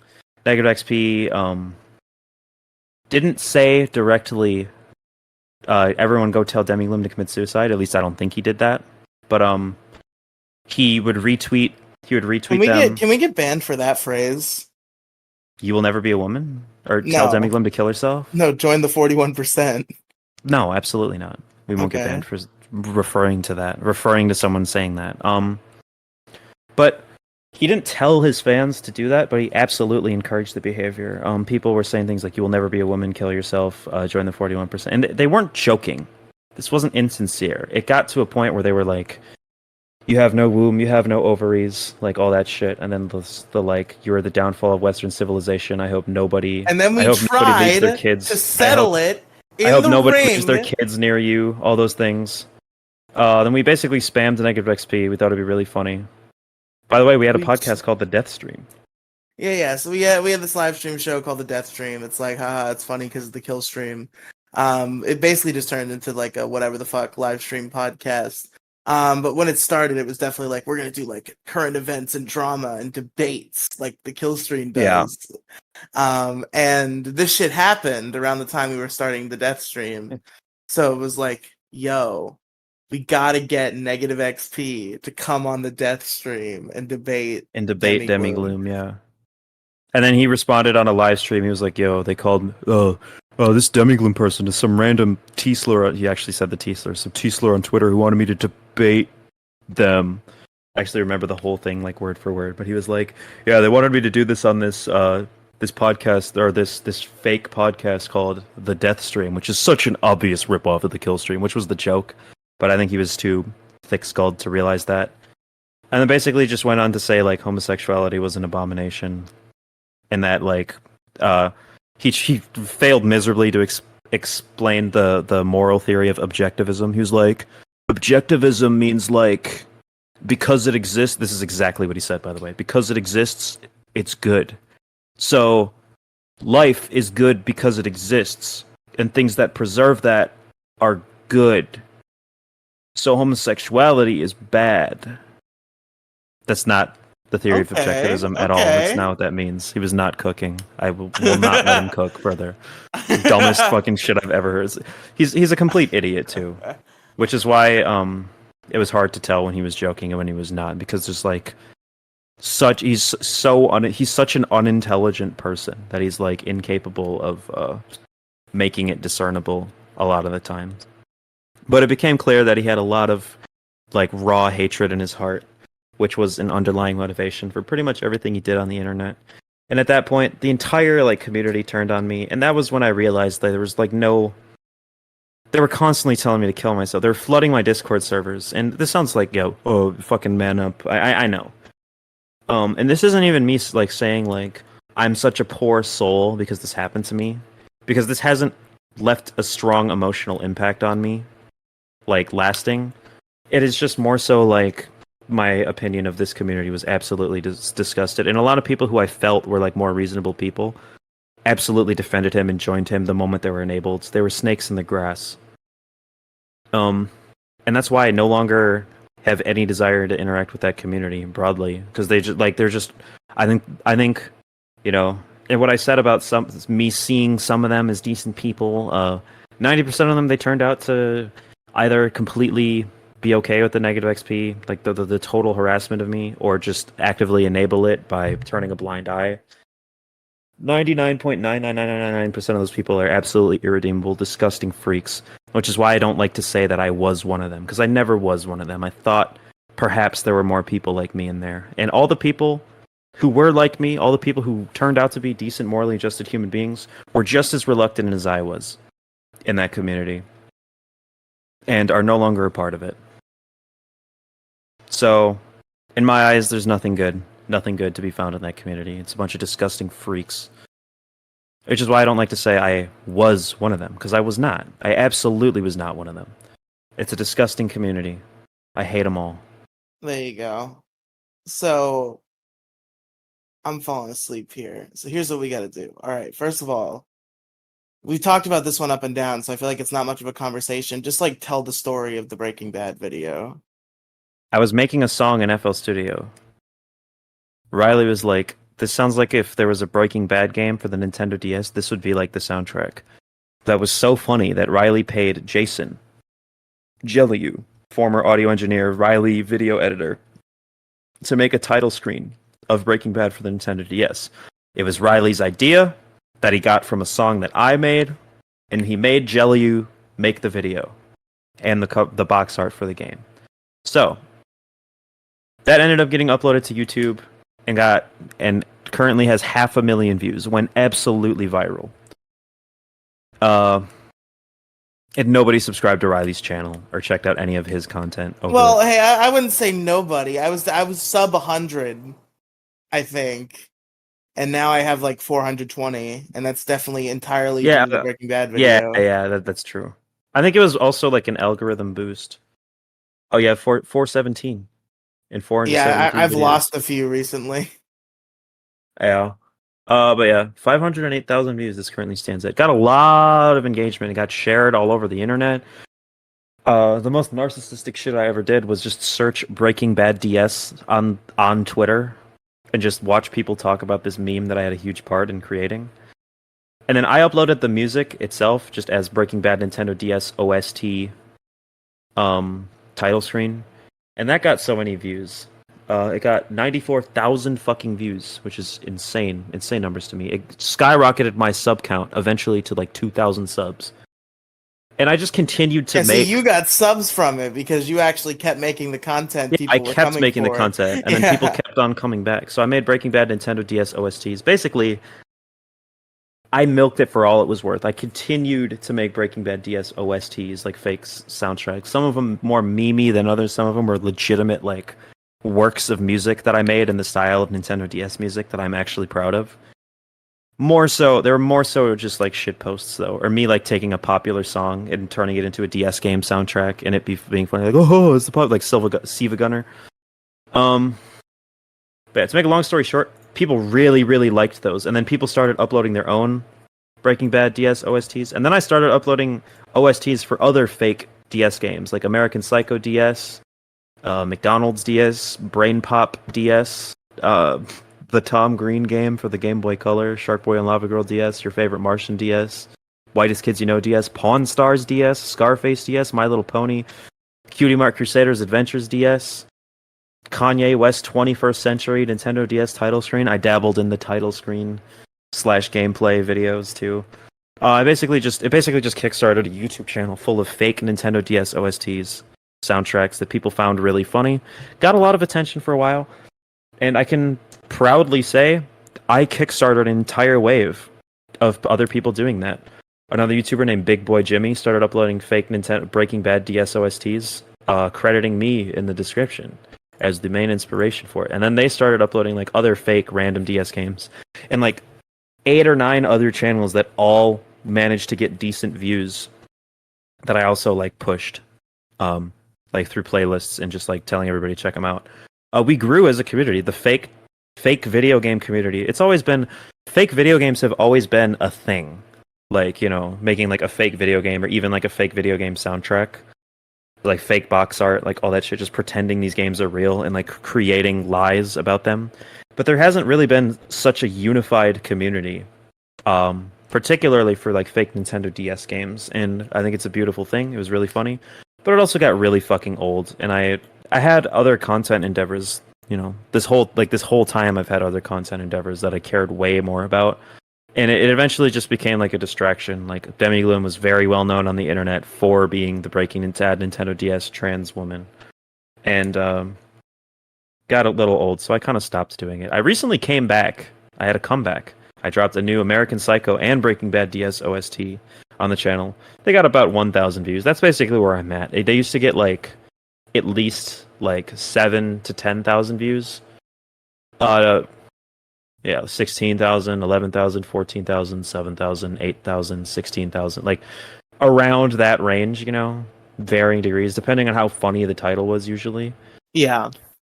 But now I'm at a point where I have like 1.5 thousand loyal followers who will like watch every DS or every Breaking Bad or American Psycho DS OST that I put up. And like, that's it. Like, it's not growing. No new people are finding it, and the insane amount of people that originally were hyped about the meme, they never like stuck. They didn't really stick around. Yeah. But yeah, it was a pretty big era. thing. It was an era for sure, and a lot of people talked about us on the internet. We got reposted everywhere. Like, we had fan bases. I have asked real life, like people in real life, if they've heard of Breaking Bad for the DS, and they have said yes. I think 2 people in total. That's epic. It's insane. So we That's so cool. we truly went viral with that one video. We went viral once. And I'm proud of that. I'm proud that we together went viral. Also, Yeah. Demi and the Goons, the channel I posted it, in case anyone was curious, currently stands at 1,339,223 views. Fucking insane amount of views. That's pretty insane. Riley should have continued to milk it, because he has that original upload, and he would have been able to get way more. I couldn't think of any ideas to milk it. Like I wasn't making music. I wasn't gonna take your OSTs, and like the only other idea I had was like the meth cooking mini game, and Jason was like, "No, this idea you have is too complicated for me to make." So that never happened, and I just didn't know how to really capitalize on it beyond the initial upload. I guess I should briefly mention that the game almost became real. A bunch of people were going to use my music and Riley's title screen as inspiration, and like actually put that shit in a real Nintendo DS game that could get played on a DS emulator, and hypothetically, if someone were to go through the effort, put it on a real DS cartridge. And we got pretty not super far into the development, but we got to a point where we were scripting it, and I wasn't really a part of it. I was just like, since I was like a famous person, I had to like basically I had a backstage pass to the development of the game. They kicked me from that server because I was inactive. Yeah, you fucking created it. Yeah. But yeah, I had a back. It was my meme. I took the meme. I stole it from you. Because I absolutely kept it going. I had it on life support that entire time, and you just, you abandoned it pretty much. You didn't abandon it. You embraced the joke a lot, but like you weren't like actively pushing shit out and trying to capitalize on it. And I was. So I stole it. I was the face of the meme. A lot of people credited me for it too, which I always tried to make an effort to credit you and Jason as much as they credited me. But anyways, the main dude who was working on it like attempted suicide and like deleted everything, so it's like gone, lost media forever. Damn. I guess they might still be doing, like, other people like are trying to like pick up the pieces or like have a new game rise from the ashes. I'm still in the Discord server. I'm not super active. Apparently, like, some people are still trying. There's like a server of like 5 people, but I don't think it's really gonna come into fruition. Yeah, that's fair. Making a game is easier said than done. Making a video game, yeah. But there was at one point there was like 100 to 300 people like actively trying to like come up with ideas for this game and like get it developed. And I just picked like the first guy that messaged me was like, I want to make this a real game. I was like, okay, you're in charge. Because it was basically my prerogative to say that, because I had the viral OST, like I owned the viral OST. So to make the real game like based off of the viral meme, they had to get my music in it. And I was just like the first person who said that. I was like, yeah, absolutely, I would love to. I didn't even care if it was actually going to happen or if they were going to make it a real thing. Like if it was going to like be like super good. I just like was like, yeah, if you want to use my music to make this an actual thing, I really admire that. And also I am a narcissist and I love any time I'm acknowledged. So it's so cool. True. Yeah. Someone made an American Psycho, a real American Psycho DS game, and it was only like one level, but it actually played on a DS emulator, and I actually played it, and it was really fun, and it used my music. That was super cool. Holy shit, really? Yeah. That's awesome. Yeah. It was clunky. The music looped like weirdly, but it worked. That's really fucking cool. Give me like 7 seconds. 1, 2, 3, 4, 5, 6. Hi. Yo. But yeah. I feel like that pretty much brings us to where we are today. I mean, like, middle school GSA is too early in development, or like not development, but too early in its lifespan for me to talk about it retrospectively. I feel like Breaking Bad DS is like the latest thing I can talk about retrospectively. Is there any in between largest issue and Breaking Bad DS? We can talk about like retrospectively leading up to now. Like obviously, like middle school GSA and the issue crew and stuff are current projects. But we can provide retrospective on past episodes and just like what we've done with those shows up to that point. And Well, like, also there is Omnitrix MSGSA Radio. literally, holy fucking shit. Middle Yeah. School GSA started 6 months ago. Oh shit. That time flew the fuck by. I thought it was like 3 or 4 months ago. Yeah. Yeah, Omnitrix Was Radio I still with my happened. girlfriend when I started this podcast? No, I think it was just after. December 2022? Yeah. That was like my breakup was either late September or early October. Okay, so we gotta talk about, I guess, not just Omnitrix Radio, but like the Ben 10 era, because there were Yeah. multiple things around it.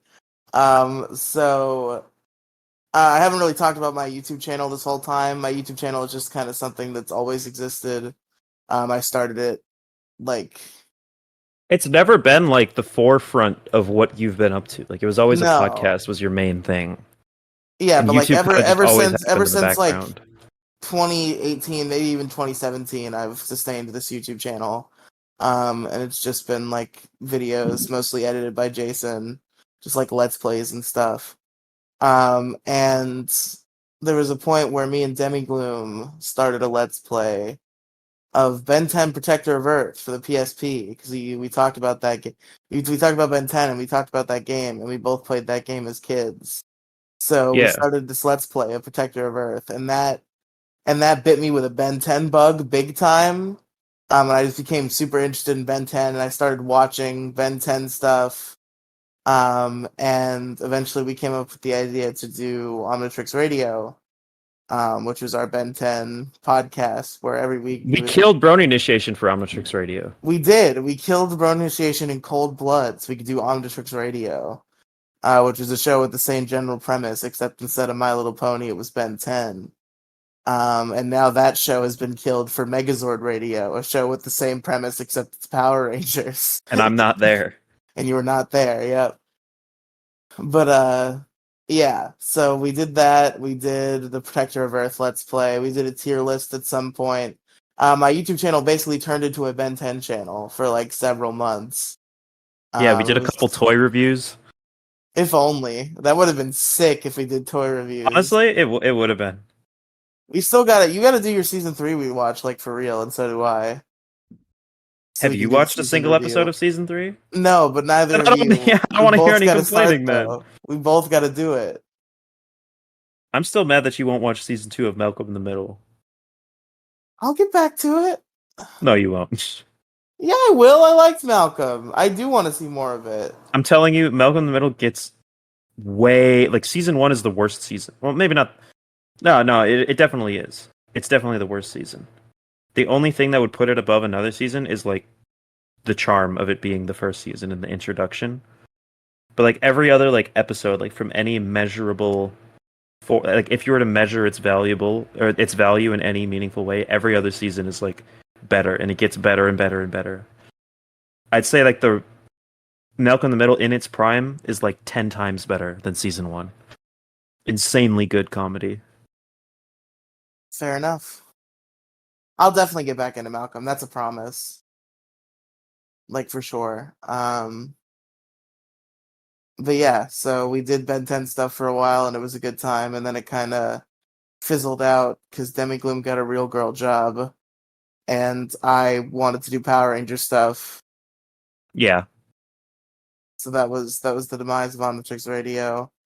Not complete demise. We're gonna do those season reviews. It's gonna happen. Omnitrix Radio was subjected to a fate worse than death, which is doing season reviews instead of episode reviews for a watch-along podcast. Yeah, I mean, it's just like, yeah, look, and that's just this fun little novelty thing that we do. I am actually 7 years. I'm genuinely sad that Ellie doesn't watch Omnitrix Radio anymore. That actually does hurt me. Yeah, Ellie. But if you guys, well, I know you guys don't know. Ellie was our single fan, the single person who listens to Omnitrix Radio ever. Like, I literally don't know if another human being has ever listened to a full episode of that show. But Ellie listens to every single episode in its entirety, and we essentially the show was just a private broadcast to her because she was the single viewer on YouTube. and we would read her, and she would write like long, like comments about her memories of Ben 10 as a child. She sent her Ben 10 art and had us look at it and throw it up on the screen. It was great. It was like that's like literally. I feel like the show would have died way quicker if it wasn't for her having that validation. Just like a single human being. It just goes to show you how powerful one fan really is. She single-handedly kept that show afloat by, listening and commenting. But she just one day she left and never came back. Her YouTube channel still exists, but it's she all of her comments are gone. So, which leads me to believe that, unfortunately, we may have said something that upset her, or there was like an opinion she disagreed with. Or she just, there's also the chance that she just like lost interest in the show. But I don't know why she would delete her comments. I'm like, that will be like my biggest question mark for the rest of my life. Is like, what did we say? What did we do? Yeah, what did we do wrong? That's the worst shit is getting ghosted. I would describe that Yeah. as being ghosted. I just like, just tell me what I did wrong, I just want to know what I did wrong so I can do better in the future. Not constantly like live in fear that At I'm least seemed like she repeating was some cool with the behavior that. edge. I Yeah, remember because there being a conversation like the first episode after she commented where you made a 9/11 joke, and I was like, "Can we not make 9/11 jokes on this show?" And then we were like, "Ellie, what do you think about 9/11 jokes?" And she was like, "Yeah, cool, totally." Yeah, did you know she actually knew 19 guys that died in 9/11? What a poor woman. Wow. I was almost on all 3 flights. I was almost on all 3 flights. I was almost on both planes. But Was that a Family Guy reference? kind of. I think it's a Seth MacFarlane reference. Yeah. Well, did they like? I think Family Guy sometimes they'll literally use Brian as a stand-in for Seth MacFarlane, and there was a scene where Brian Griffin said, I was supposed to be on that plane," like in reference to the fact that Seth MacFarlane, who created Family Guy and voices Brian Griffin, Was supposed to be on a plane. yeah, But so yeah, there you go. Ben 10 time. Which leads us into Internet Part 4, baby. our current projects we can touch on very briefly and just be done with this for the Okay. time. What do you need to get out of here quick too? No, I can be here all Okay. night. I can be here for about 10 more minutes. Yeah. So the issue crew and middle school GSA. So I guess issue crew started first. Yeah. So the issue crew, this current show, was started because we were like, largest issue is getting old. We're gonna end this show. We don't want to stop doing a podcast together, but we don't want to do the stupid biggest problem ripoff anymore. So we ended up deciding to do just like a group topic based podcast, perhaps similarly to the Procrastinators podcast. And I don't think it's similar enough to warrant calling it a ripoff. I know we already had this conversation on this episode, but but we're gonna do a group topic podcast. What was the original 8, right? There were 8 people originally when the issue crew first had its members. It was the 6 that are currently here now. No, not 5 out of the 6 that are currently here now. Random was not involved. Then and Inside then Zoidberg, Inside Artsy Zoidberg, Artsy Protsy, and Jason. Jason, that's right. And then we lost Insight before the show even started. Heartsy left pretty quickly. Eventually, Jason left too. We got Random, and that's where we stand now. Kathy left once, but she came back. We kicked Kathy off once, and then she came back. Yeah.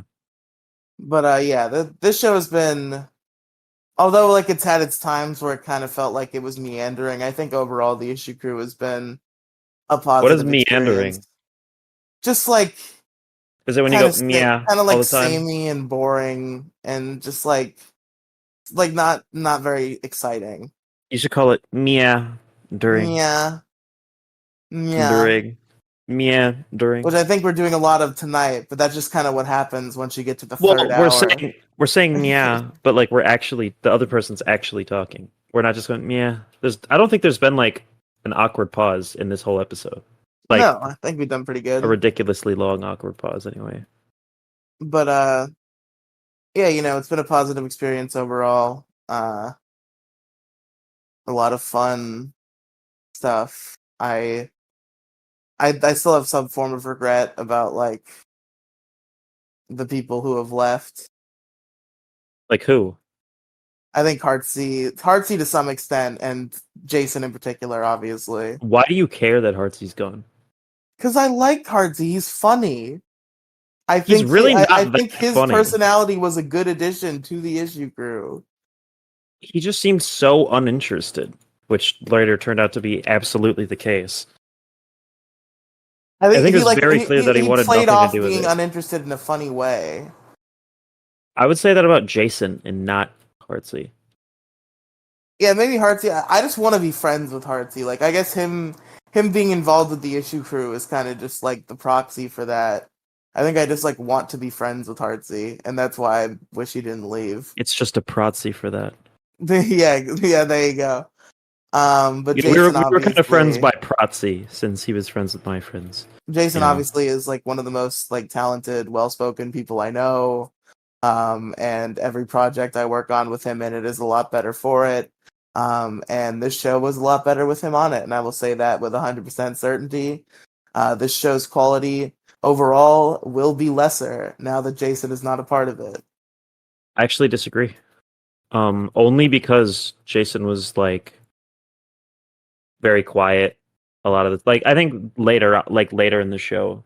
Like I feel like if we dragged him back here, he would probably be a lot less entertaining than he's capable of being. He was too disinterested to be like consistently super fun. I just felt like he kind of always brought something. Like even at his least interested, like he still like provided like a very strong, pronounced voice. Like when he was talking, Yeah, like that's fair. I think he's just a very good broadcaster. I guess you're probably right in that no episode is better because he's not there. But yeah, I'd say the issue crew overall. I think I'm at a positive point with it right now. I think I'm at the point where I'm like, yeah, full speed ahead. We can kind of pick the momentum back up, and I think we have been lately. And I think the show's going great. And we're getting very close to our 1-year anniversary. That's fucking insane to me. This is episode. We haven't missed a week, so our 52nd episode will be our 1 year. And this is episode 42, so 10 episodes away. Damn. Our 52nd episode, assuming I guess that we don't miss a week between now and then. Yeah. Which I hope we won't. We're on a pretty good streak so far. Yeah, we're in the 42 episode streak. I'm actually really, really like impressed with that because I know like we could never maintain that shit with like largest issue would always occasionally have a week where we just dipped. And like every other show we've done has struggled to keep its schedule, whereas the issue crew has not faltered even once. Yeah, that was what I wanted to be the case with Middle School GSA, but the sad reality was that Felonious Ferris there are a lot of things in Felonious Ferris's life that can interfere with a podcast on any given week.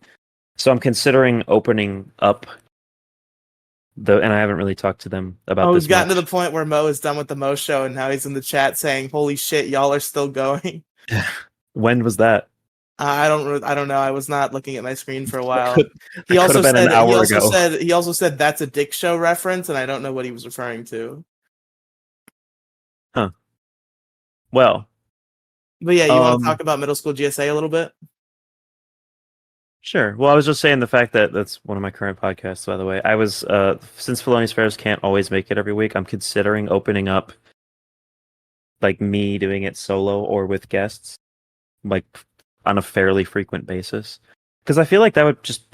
And it's just a matter of whether or not Felonious Ferris would want to do this, if that would sacrifice some of the show's spirit. But, like, I feel like on any given week, a Middle School GSA fan would rather there be an episode with just me or me and one of my other stupid friends, than no episode at all. And it's getting a little bit ridiculous with the amount of weeks that no episodes are coming out.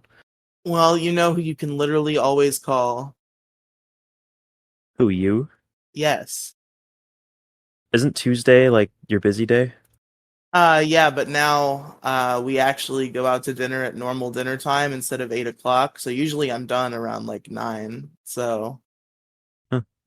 I I'll can keep that in I can mind. do a middle school GSA if needed. I'm also considering I'm planning on getting really into debates and considering approaching Felonious Ferris about doing debates on the MSGSA channel, like Demigloom debates, and also Felonious Ferris debates because they want to start debating too. But yeah, Middle School GSA is a weekly LGBTQ plus leftist podcast where we talk about politics and internet culture from a trans perspective. I am a trans woman, and Felonious Ferris, my best friend and co-host, is non-binary. So we've got a she and we got a she and a they doing a podcast. We went to high school together for 3 years. Yeah, 3 years. Although because of COVID, we don't have like 3 high school years worth of interactions. Well, I guess we do if you count internet interactions. But essentially, we became very close friends after a while. Basically, after I just overshared my life on the internet, and they talked to me a lot. And they were one of the people that reached their hand out to me when I held problematic opinions and wasn't the most brand-friendly human being to be associated with. And they're one of my biggest inspirations in life as far as how I treat other people. But we have a really, really strong foundation for a podcast that is our friendship and our ability to have conversations where we tear down topics. We pick shit apart, and we have a really good time. We've discussed the very first episode. We just discussed how we met each other, introduced the concept of the show, and talked about tankies randomly. The thing about you, Demigloom, the thing that I've noticed is you just seem to have this knack for being a really, really good at being half of a duo. You think so? Because like it seems like a lot of projects you've worked on where it's just you and one other person have been like really good. Like I think the podcast like just me and you have been really good.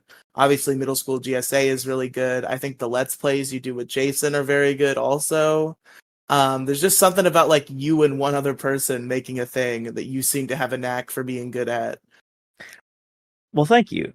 I would say the same thing about you. I feel like I work better in big groups though than I do with just one other person. That's probably true. I think I am just 3 is the magic number. Like I Yeah. like bigger ones too, but like I think like the magic number is 3 because like the thing about 2 versus 3 is like it's just a level of being lonely. Sorry. It's just being able to like not talk for a second. Because like you can't do that when it's just you and another person. Because like the other person stops talking, and then you have to start. Like, but with 3 people, it's like it's kind of like a flowing conversation. Yeah. And you can fall out of it for a second, and it doesn't completely flounder. Yeah. So I think why 3 or more is what I prefer when I'm doing a podcast. I also love 3 or more dynamics. Like I love when the issue crew has a shit ton of people on and we're just yelling over each other. Like I love that shit. But I think for me to be like a good duo, like I have to do it with somebody that I like really like, someone I'm very fond of talking to. But like I just naturally really like picking apart people. Like you probably notice this when I talk to anybody like one-on-one. Like I just like to tear to the very foundation of what people believe in, and like just get like really, I wouldn't say super deep, but like take things to their absolute core and just like basically play it like building blocks with ideas and try to get have just like an intimate conversation and get where people actually derive their values from, rather than just arguing, saying this is good and this is bad. When it comes to like politics and stuff, anyways, and also just like as a friend, like I think I'm good at knowing what to say when, what people want to talk about, balancing that with what I want to talk about. I think I'm just, and I say this humbly, I think I'm just a fun person to have a conversation with. You know, I think it's true. I'd say the same thing about you. I'd say the same thing about a lot of people. But I think that's what makes us cut out for doing podcasts. I think that's So the innate true. characteristic of good podcast hosts. And I like to consider myself a good podcast host. I hope people listening right now, if there are any, enjoy this. Yeah, I find myself doubtful that a lot of people are gonna enjoy these ones. Like maybe that's just like a weird like thing I feel that might not be accurate, but just like I said earlier, like it feels like it's just been like it's 3 self-indulgent 3-hour jerk-off sessions about how much we use the internet. Like Yeah. I don't know how appealing it's gonna be. Well, I don't know if this is the case for you, but a large fraction of like what motivates me to do stuff like this, where I talk about like my lore or just like my life like deeply, is just out of like the hope that someday there'll be like big fans of mine that want to go down my backlog. Because me and you are both that way with the content creators we like. Like you and I will find a content creator we like, whether it's Mumkey Jones or Mumkey Jones. Oh Is the yeah, best I've example. seen like everything on the internet Mumkey Jones has ever made. Yeah. Like And I guess my hope is that like one day somebody will be like that for me. And I'm at a point where I'm small enough that those people do. I'm the perfect size where those people do exist. They are around. There are people who are that big a fan of me. But I'm small enough where I know them and they become friends. We're both in that boat where we have a small enough fan base where we will get fans and develop a fan creator relationship, but it eventually elevates into an actual friendship. Like that was me. I was a fan of you. You know what I mean? There is a timeline where I never become your friend and I'm just your fan and I listen to everything that you do and comment, and you have one more fan, but because you're friends with me, that's one less fan. And becoming friends with your fans is kind of a double-edged sword, because you lose your fan base and gain friends. But honestly, I think in theory though, a lot of times how that works is like when you become content creator friends, you still watch the shit that you're not in that they make, and I think very quickly for you stopped doing that for me. I kind of stopped watching a lot of shit in general. I wouldn't That's fair. attribute that to that. I there's a lot of Simmy and Jimmy main channel videos that I haven't seen. And you also It's just listen to kinda how I Detour am. Head now, so it's fine. Yeah, I listen to Detour. Like I'm still a fan of you. I listen to the shit that you do, and you listen to my podcast as well. I do. But Middle School it's GSA is still a good show. either way. It's not like a fan relationship. It's a Yeah, like we're there's friends. the fan Yeah, there's the fan aspect of knowing that you're being heard when you're talking, but not the fan aspect of just knowing that you have like an active like listener base. And that could, like, if every fan turned friend you had like just stayed a loyal fan and listens to everything you put out, like you would have like a decent fan base. That's the thing with Middle School GSA, is we've reached out to an audience that doesn't want to be on a podcast. We have like Middle School GSA has like 4 loyal fans. Like, I'm being completely honest with you guys. There are like 4 loyal fans of Middle School GSA in total that aren't like. For a minute, I totally just had a moment where I forgot we were on a podcast, and you said "you guys," and I was like, "There's no." In my mind, I'm like, "There's nobody else here. What is he talking about?" There's like probably 4 loyal fans of Middle School GSA, and maybe less. But they comment every time. You know what I'm saying? So it's like I have those people. If they became friends and we're just like on a bunch of episodes and we created Middle School GSA, the content group, which included like David Fern, Crystal Wesson, and Zane, then it wouldn't be a fan base anymore. You know, it's a friend base. But personally, it's, you know, I don't know what else I was gonna say. It's not really something I have opinions or commentary on. It's just an Yeah, interesting I think it's observation. definitely been worth it. Like the two big examples I think of that fall into that category are you and Alex, and like I definitely would not trade the friendships I've built with you or Alex for an extra fan. So I'm glad things Well, transpired the way they did. there's also smaller ones like Harry Otter, right?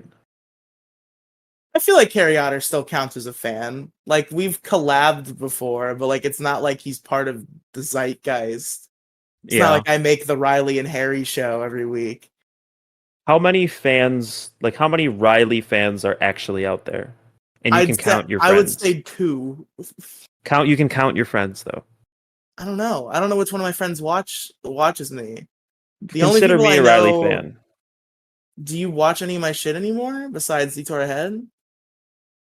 Um, I listen to Detour. I guess there's not a whole. What are you doing actively? Like, what is the shit that you're doing I right guess now? like the You other have your stuff I main do. channel.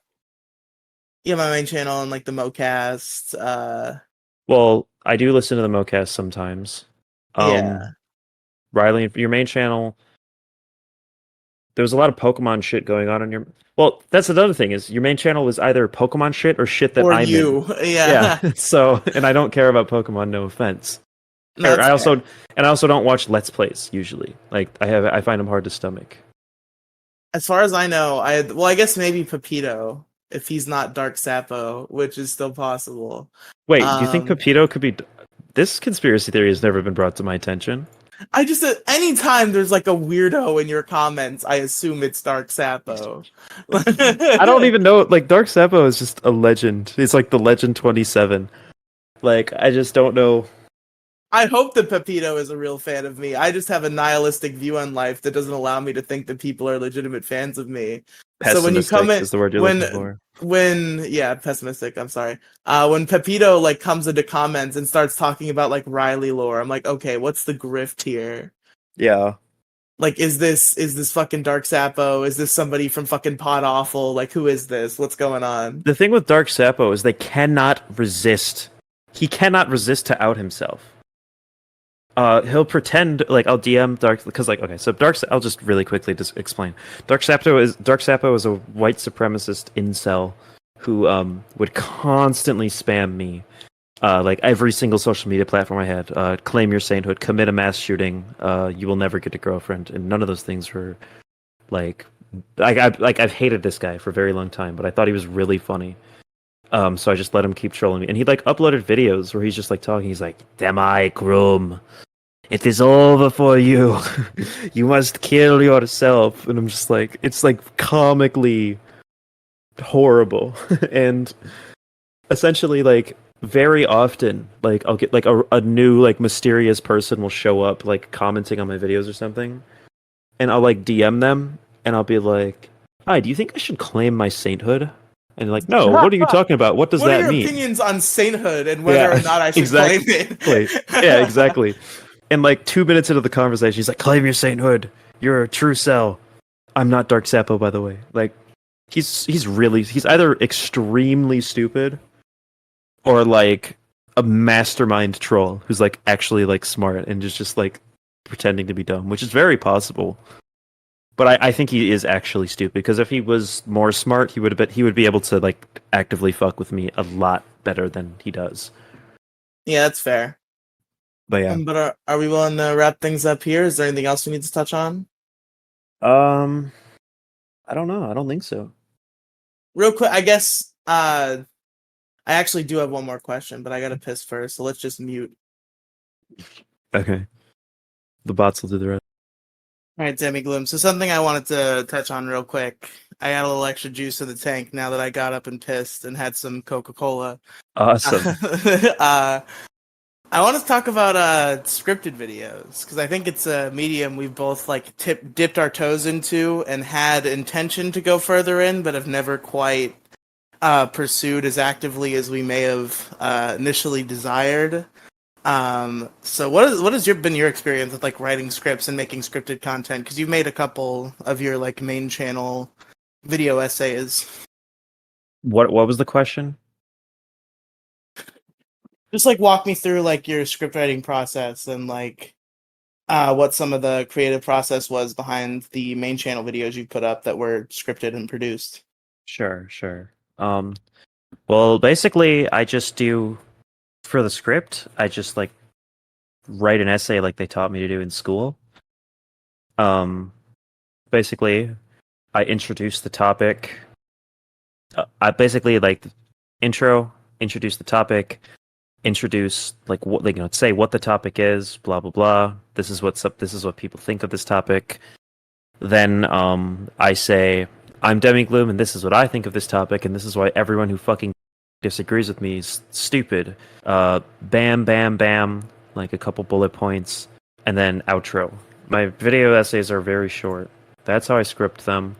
I record myself and the video essays I have out now were all edited in FL Studio. So basically, I just did some intense audio editing, cutting out all the silence, making sure music and stuff is perfectly synced, make sure the music like pauses for like dramatic moments, music switches at different spots. I organized everything. I do the audio all before the visual. A lot of people do the visuals, like they'll record the audio, then do the visuals, and then edit the audio and visuals like together. I edited all the audio because I'm a musician. Like I just, I'm a musician and I'm a podcast I'm host. a writer. I'm a very audio-minded person. All my video essays you could just listen to. They're like they're mainly auditorial experiences. And essentially with FL Studio, I use what is technically was a visual editor for music, and just had like shit appear on the screen like on cue when I said shit.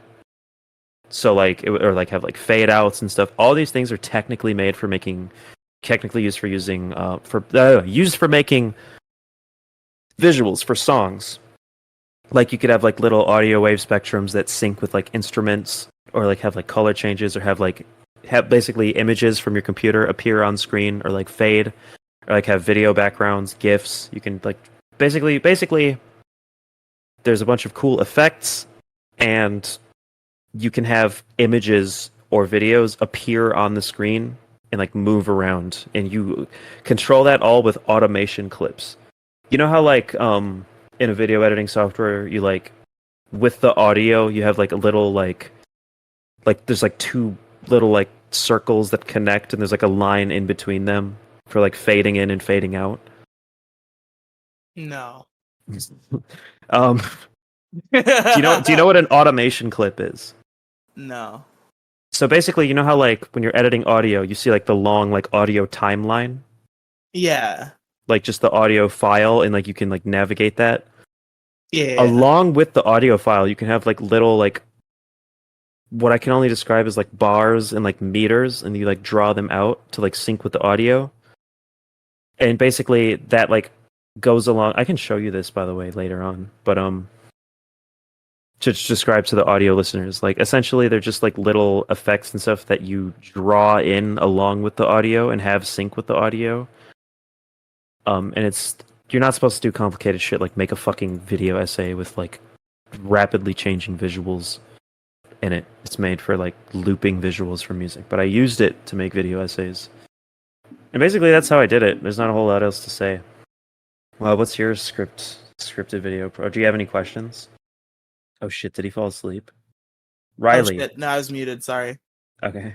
I'm good. I was worried you just fell asleep. I'm just gonna be live on Kick all night. I can't turn it off because I'm asleep. But no, shit. Okay, so I've only done a few scripted videos in my time. I think literally I've done 3. There might be one No, there is one I'm forgetting about. I did 4. Which ones are out? The 4 are out. I'm only counting ones right. that are out right now. Okay. So it's not the Ash Ketchum one that you ruined by not making. I'm really sorry about that. Riely made an Ash Ketchum video essay with like cool audio, and I say cool audio, like he recorded his audio. It was a cool video, and I promised to edit it, and it never happened. I started editing, and I just never like actually got through it mainly because of FL Studio and the editing process being super complicated. Yeah, that's fair. But Yeah, so I guess I can just go through each one of them. The first one was pretty early in my career. It was YouTube channel reviews #1 Sheepover. It was just like a dumb, like, I'm a monkey fan making a dumb meme video. The premise was that I was just like pretending that the Sheepover YouTube channel, which is just these like dumb cartoon skits, was like some high art kino and like the most amazing thing I'd ever seen. I also I also accidentally predicted the Monkey Jones Sheepover breakup very shortly before it happened in that video. Because I was reading the script and I accidentally said ex-girlfriend in reference to Sheepover, but that wasn't true yet at the time. And I like while I was reading and it got left in the video, I was like, ex-girlfriend. I didn't mean to say that. I guess I don't have much faith in love.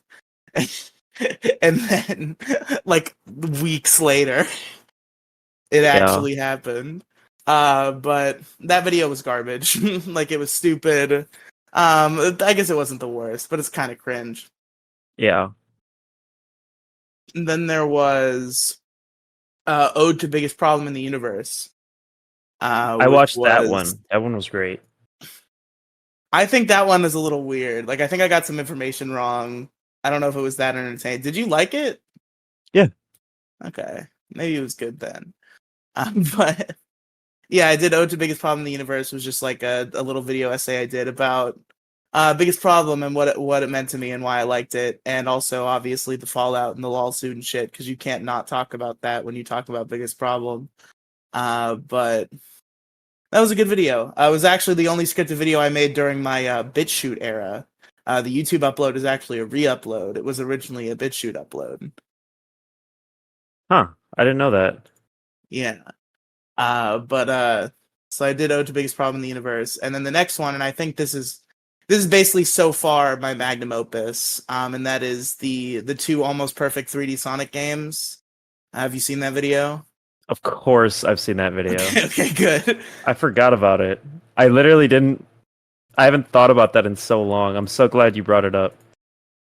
Yeah, I think that's about my magnum opus when it comes to just like scripted video content. It's just like a video where I talk about I my think opinions. I think it's very promising, and like the content itself is great, but it's kind of poorly organized. What do you mean by that? I'm just crushing your dreams right now. No. But like, what do you mean by that? Seriously, I'm actually curious to hear what you mean. Like just the way like the I don't know. It just felt a little clunky. Just like the way everything transitioned and flowed together. It wasn't exactly seamless. And also, I mainly attribute that to Jason's editing. I'm gonna be real with you. The clips, it was like just like Sonic gameplay clips with like nothing added for most of it. And the audio was kind of bad. There was even like The clips audio that, like, mixing. yeah, the audio mixing was bad. There was clips that I asked to be put in that Jason missed. Like that video, the Jason Yeah. edit on that video is not strong. Yeah, I But mainly attribute it to Jason's editing. which I feel bad for saying because I think it came out really good in its own right, but it had some flaws. Yeah. I guess I just like don't feel comfortable shitting on Jason's editing because like I would be absolutely garbage, or that content would be absolute garbage if it was just like unfiltered, unedited. So like Jason being there is a good thing. But yeah, that edit could have been better. Yeah. Yeah, and I made that video. I was pretty satisfied with that one. It's just unfortunately I get hit with writer's block. And every other time I've tried to write a script, I've struggled to finish it. There was the exception of a script I did finish and then I didn't record for like literal years, and then I just did one day. And that was the magic of Pokemon Let's Go, where I just had that script sitting in my Google Docs for a long time. I finished it, I just never did the audio. And then one day I was like, you know what? I haven't had a scripted video in a long time. Fuck it. And I recorded the audio for it. And that became the magic of Pokemon Let's Go, which I don't think is a bad video. It was just unfortunately plagued by audio issues. Yeah. You literally cut out in the video as Yeah. It's unfortunate. And also I hadn't really played much of that game, so I feel like that I like where I went with that video essay, but at the same time, like I can also see the argument that like I had barely played the game I was talking about how great it was. But Yeah, I also feel like you could have easily just lied or like not mentioned how little you played the game and still made those arguments? Well, I have too much integrity for that. You see, Demigloom, I have to Yeah. be fully transparent. Yeah, if you're doing like a review like that where you're, yeah, I understand where you're coming from. But yeah, that's, I guess, my writing process. I've never really had like any strong direction with it. It's just like making scripted YouTube videos is the cool thing, and like they usually do end up being like the highest quality content you make because they're so like well curated, and it's like actually stuff you get to plan and execute rather than just like coming on a podcast and just talking shit for 3 hours. And I think what I've done so far has mostly turned out pretty well. I just need to get back to writing them more, and then obviously making them come out in some way. I still have a bunch of like brainstormed ideas for Power Rangers video essays that I could definitely still pursue, even more so now that I've like gotten really deep into watching the series after the fact of writing those ideas down. So even more so than when I wrote them down at first, I could probably make those meaningful. So I might look into that, but I don't know. I gotta do some scripted content. I've had ideas for like ridiculously long form scripted content because of that trend on YouTube. But obviously that would be logistically hard for me to obtain. Yeah. Like I have this big pipe dream in my head of doing like all these people who have done like fucking 12-hour retrospectives about like Disney Channel sitcoms and shit, just doing like a fucking anthology series of those about the Pokemon anime. Yeah. You know, perhaps a project for the future if I actually want to make something good. But yeah, I'd say we can about wrap up that conversation here. Why did Kathy just leave the Issue Crew group chat? Probably because she's pissed that we kicked her out of the episode. Yeah. Kathy showed up and she was just being like super quiet, like she was like upset, and she's like, "I can totally do the podcast, guys." She was like, literally crying. Yeah. And then she started doing her like weird like fake like evil laugh while still crying. She's like, "You guys don't understand me. I'm evil." She was like going like full Joker mode, and it's just like she definitely like was going to say slurs. Like that was her intention. Yeah, like Kathy, we love you, but we're not gonna tolerate that shit. And I feel bad for her, but at the same time, it's like, dude, we're running a show. Like, and I'm also not gonna enable you venting this shit publicly. True. But yeah, I think that about wraps up our internet trilogy. Yeah, we'll see you guys for part 4. Oh my god. Maybe so. I could see a part 4 in our future, but definitely not next week or anytime soon. Yeah. But this has been fun. This has been a good time. Demigloom, where can our listeners find you? So I have this podcast called Middle School GSA. Wait, you might really? have heard of it. Yeah. The show that I just talked about, the LGBT go listen to it. Just look up Middle School GSA on your podcast platform of choice, or best place you can do it is YouTube. Go check it out on YouTube. I also post video essays very infrequently on my main channel, Demigloom. Just look up Demigloom on YouTube, or surprise for you, for everybody, Spotify. That's right, ladies and gentlemen. Demigloom, the main channel as an entity, as a brand, is on Spotify. That's so stupid. I hate Spotify that so video much. is the future of content creation, okay? Oh my god. It's literally better than BitChute. Has a better chance than BitChute of like taking over YouTube or like Storyfy or any of those things. You're probably right. Spotify is, they're not announcing it. They're not letting the world know, but you can just see in the changes that they're making to the podcast thing, like to the podcast shit, like they're literally turning the podcast section of Spotify into a YouTube alternative video platform. There's literally like comments and shit. It's crazy. It's pretty wacky, yeah. You can upload like I don't know about 4K, but like HD videos to Spotify, and they don't have to be podcasts. You could upload like a HD like 10-minute video. Game Theory is on Spotify now, by the way. I don't know if you know that or noticed. Interesting. I did not notice like, that. I think people are gonna start putting their shit on Spotify because Spotify Here's my hot take. So you know how like YouTubing slash making videos on the internet, like making videos like YouTube is synonymous with YouTube because it's the only place that people do it, but there's not really a word that describes it that's not just like being a YouTuber. Yeah. I think the word podcast is going to describe that in the future. I think I don't everyone like from that. I don't like that. I don't want that. I think everyone from Nick Avocado to NPR is going to be considered a podcast because the word YouTuber is no longer going to apply. And I think that we're going to migrate to podcast platforms. That's my prediction for the future. Or that like what we know is YouTube content is going to get more and more like podcasts and end up migrating to podcast platforms. Because like you could you can just listen to game theory like it's a podcast. Oh, I used You know to what do I that mean? on the Like school bus. yeah, like you could call like if Game Theory wasn't an established YouTube channel and they just uploaded that as a podcast, they could call it a podcast. It's only not a podcast because we know that it's a YouTube show, right? Before I feel knew what like podcasts were, I was just listening to game theory on yeah, the school bus. you invented podcasts. I did. I thought I invented podcasts too. I used to listen to Leafy's here at school. But yeah, I think that either all YouTube content will be called podcasts and be on Spotify, or more shit that could be a podcast, like more. This is definitely going to happen at the very least.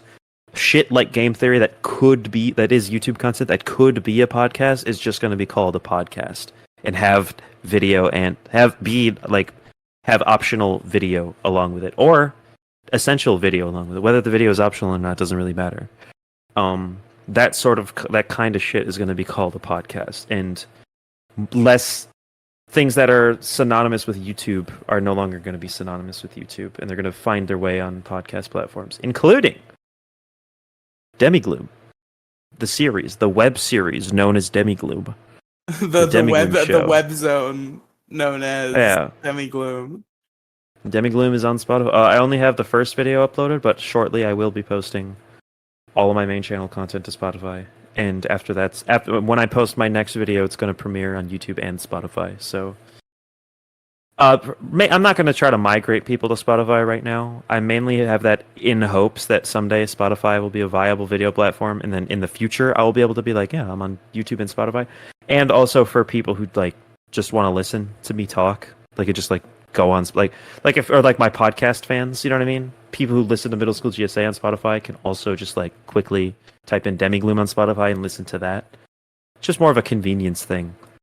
YouTube is still going to be my primary platform until another platform takes over. I'm going to be on the main platform, obviously, to maximize viewership. Yeah, it's just a logical move. Yeah. Unlike Riely moved to Spotify before I even thought about it. It's true. Didn't you like literally delete all the podcast episodes from YouTube because you're scared of COPPA? Yes. Why'd you delete it? You could have just migrated while keeping them up. Well, no, I privated them because the whole point of COPPA was you could get in trouble if your video was up and it like violated whatever. Are they still? Could you bring them back hypothetically, like the early largest issue episodes? No, because I deleted them.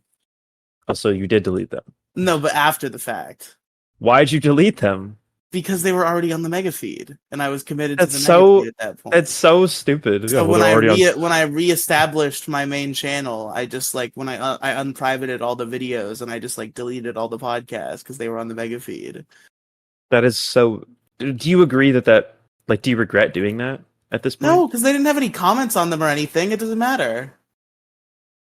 I wasn't losing anything significant. Yeah, we all know what's unlisted, or we all know what's privated on the Demigloom main channel. So seriously, don't acknowledge that publicly ever. Everyone's gonna know that there's something privated on the Demigloom main channel, and we're not gonna say what it is. Okay, so you can find me on the link tree that's in the description, or on my Twitter at Riely Tweets on the pinned tweet. It's linktr.ee/Riely Cinematic Universe. It's got all sorts of silly stuff on it. Podcasts and YouTubes and all sorts of silly stuff that you should check out.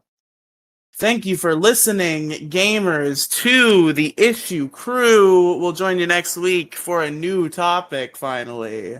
I've been Riely. I've been Demigloom.